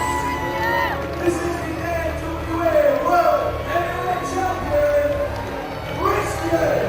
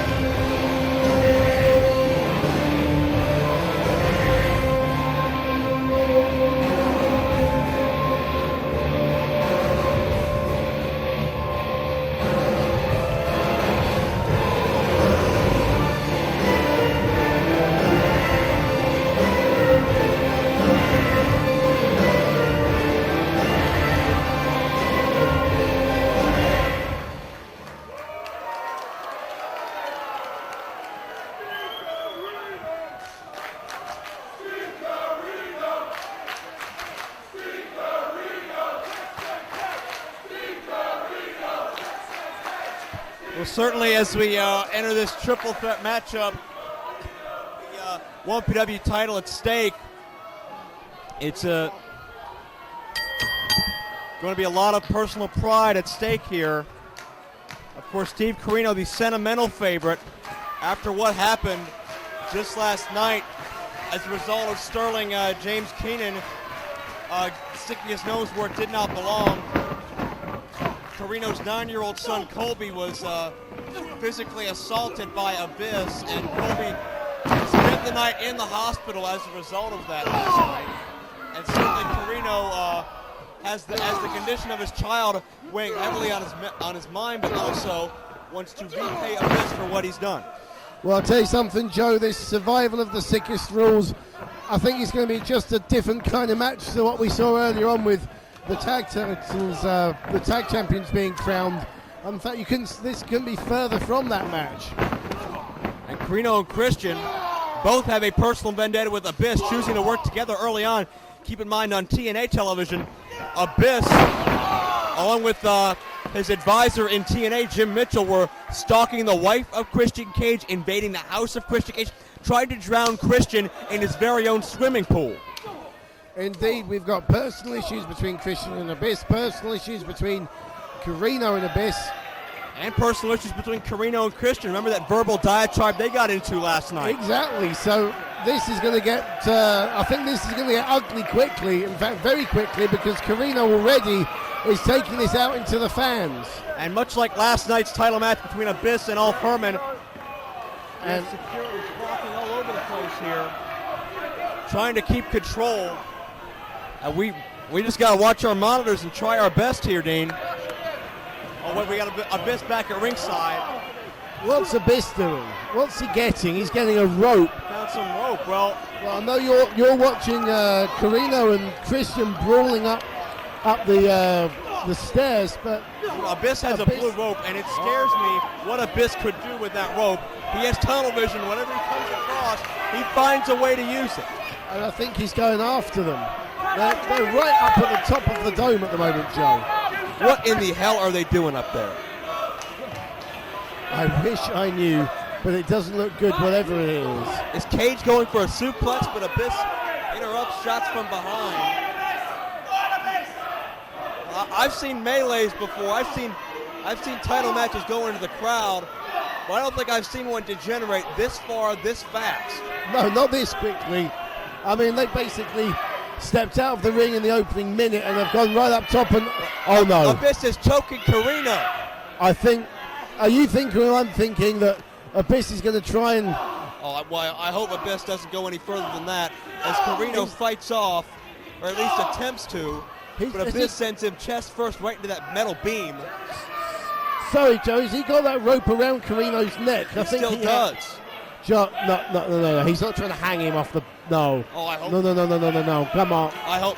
Oh, my God. Corino's going over. No way. He's pulling Corino over by the throat. He's going to hang him from the...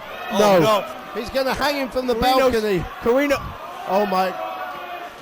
Corino's on the edge. Christian... But, oh, God! Oh, God!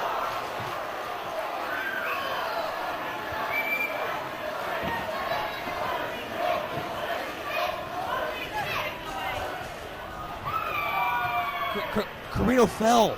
Corino just tumbled 25 feet to the floor. The only saving grace I can think is that he looked like he was landing feet first, which means that you'll break your ankles rather than your neck. I mean, wow. Consolation prize. Yeah, I mean, well, and then we don't even factor in all the tables over there. The merchandise tables, of course. I've no idea what kind of a landing Corino had. We can't see from here. We can just see Abyss and Christian Cage fighting down into that area. Maybe now we'll be able to see what condition Corino's in, Joe. Abyss and Christian Cage are back down to the ground floor. They obviously had the luxury of taking the stairs. Corino may have paid the ultimate price here in the effort to gain revenge for his son and family. Cage is the first one back on the other side of the rail. Abyss is, I don't know where Abyss has gone. It's giving Cage some time to regroup, and that's never a good thing. Well, Cage is playing it smart by getting himself a breather, but we apologize for the camera angle here. Obviously, something's transpiring with Abyss on the far side of this building that we just cannot see right now. And there you see the absolute sea of humanity we have throughout this Doncaster Dome. Certainly you can understand as we're trying to get a feed out there, we're trying to get a handheld camera in position. Oh, well, no. Abyss is carrying what's left of Steve Carino, and look at how limp Carino's body is. Exactly. It doesn't look particularly good, does it? And the fans are chanting for Carino, but Carino's certainly not resuming this match under his own power. And Christian immediately picked his spot as Abyss's tunnel vision was focused elsewhere, hammering away on the monster, and Abyss just drops him chest first on that retaining barrier.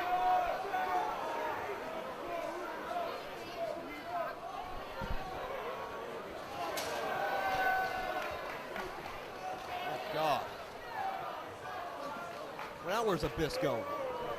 Carino has barely moved in the past 5 minutes.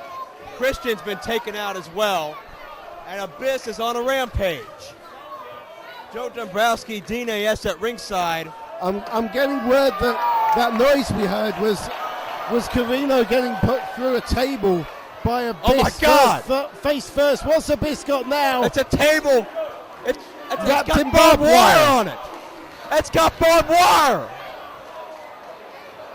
Oh no. Oh, this doesn't look good.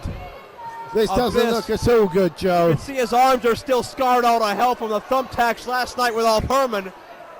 And now, Abyss, I don't know where he found a table wrapped in barbed wire.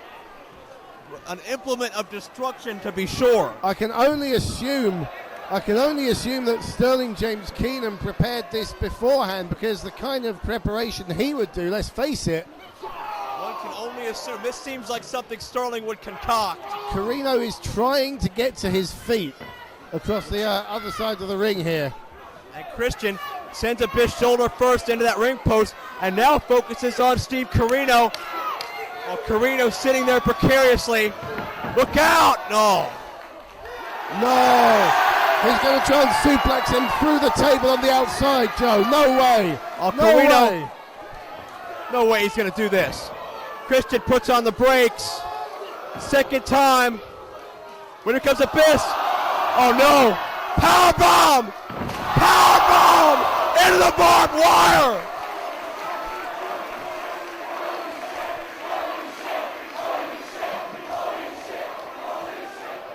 Carino driven back first into sharp, edgy barbed wire. No way to shield his fall at all. I cannot believe what we're seeing. And Abyss is again going under the ring, searching for more toys. A terrifying man. Out. Abyss is looking for something special. Security quickly getting that table out of here before it ends any more careers. I don't know if Carino's going to be able to continue here.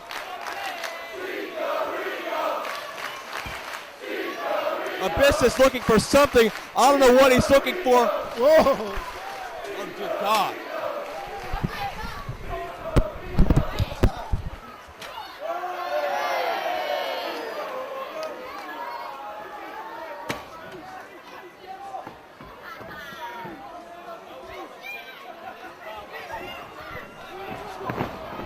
Abyss goes for a chair shot. We apologize for having to bail out.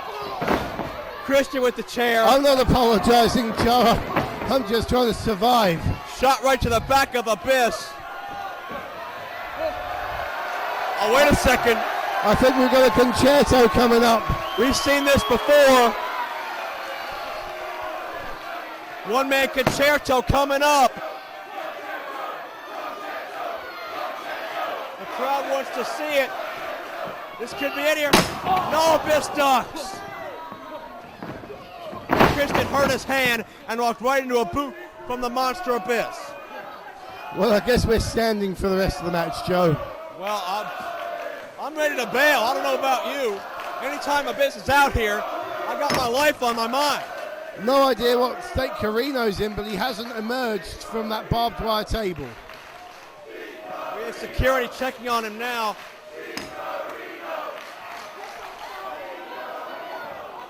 Oh no.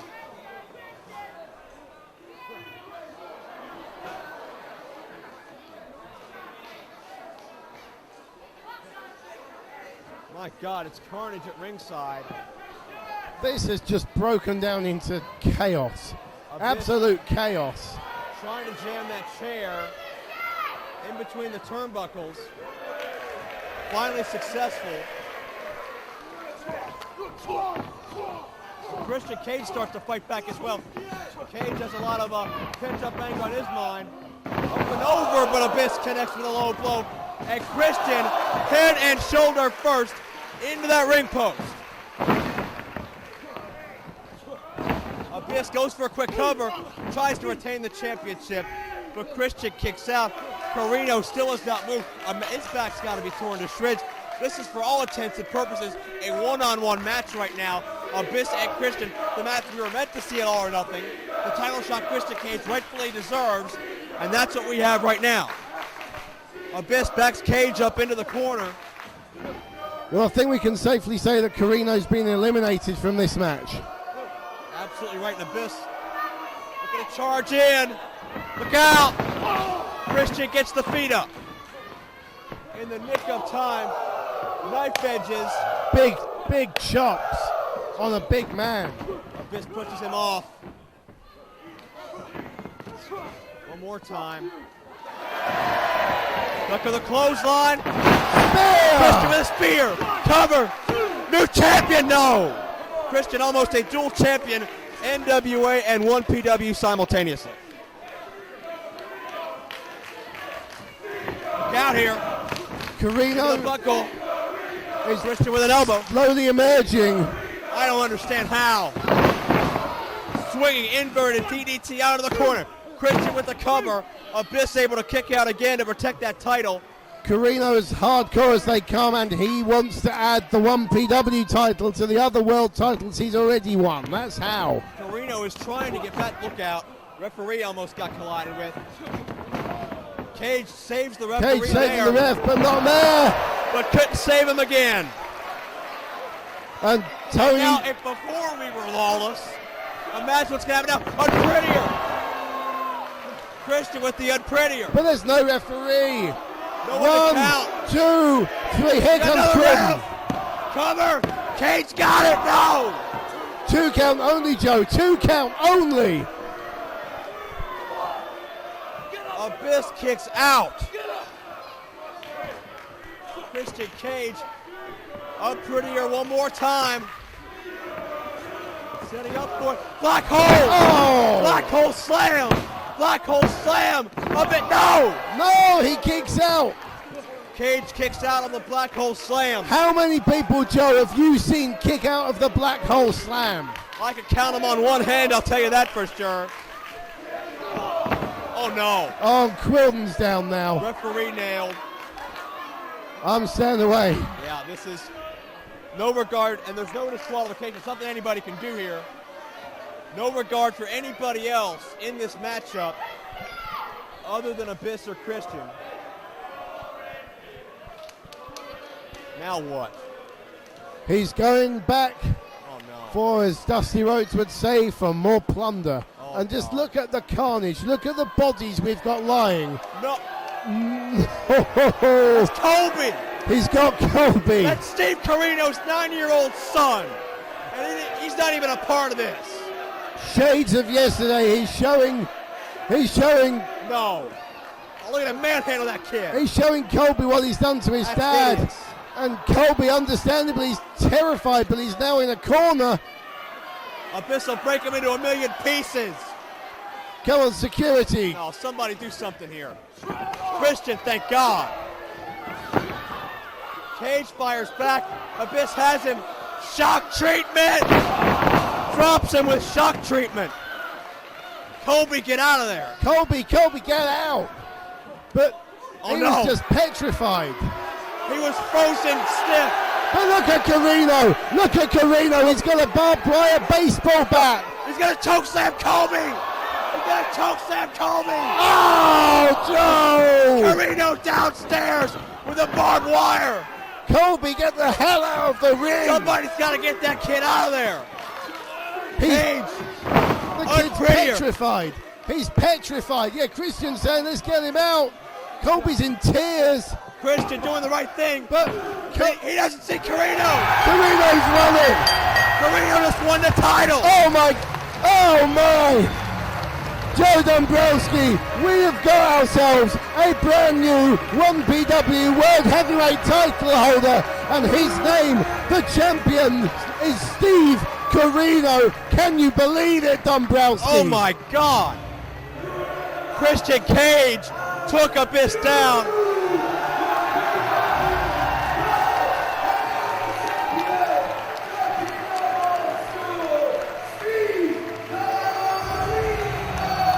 Christian Cage took Abyss down, but as Cage was tending to Colby, Carino took the opportunity to sneak in and capture the pinfall. Look out.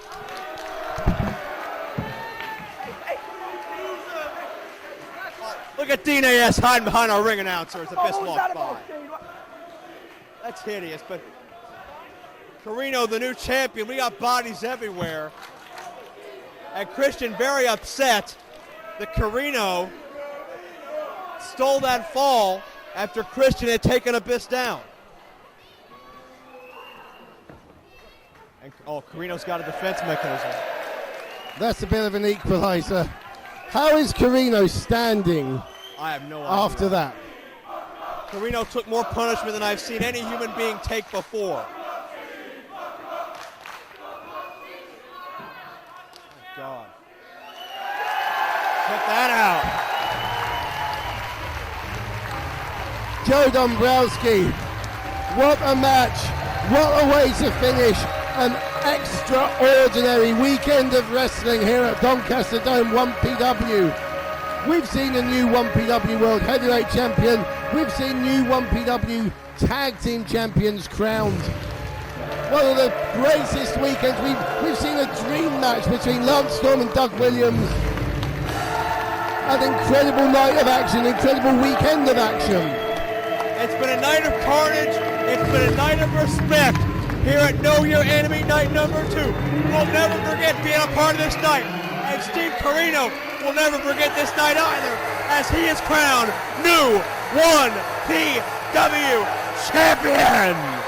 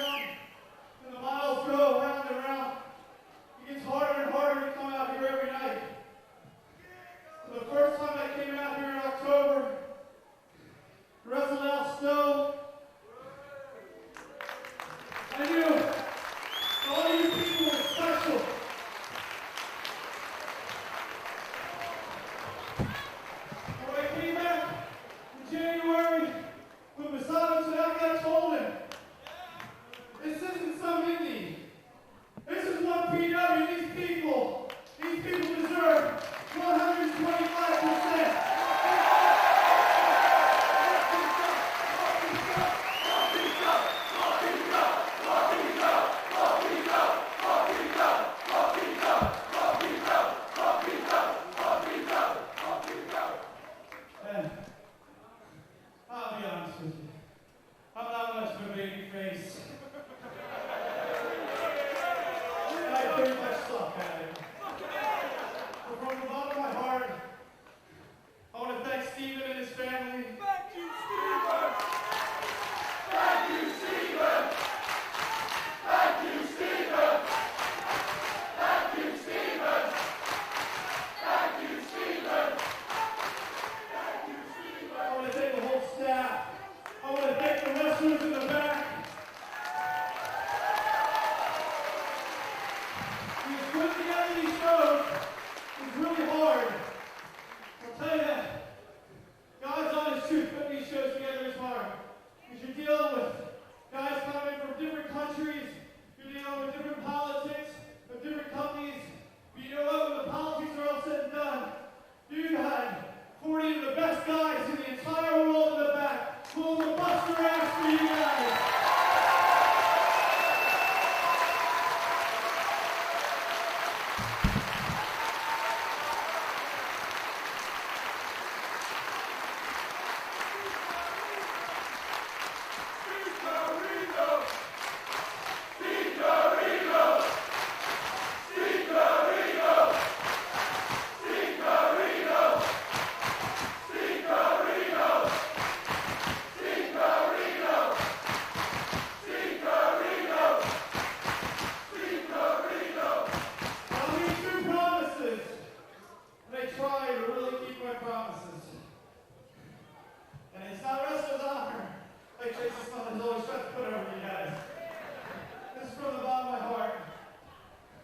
One, I'm going to do my damnedest to be the best champion I can be for this company.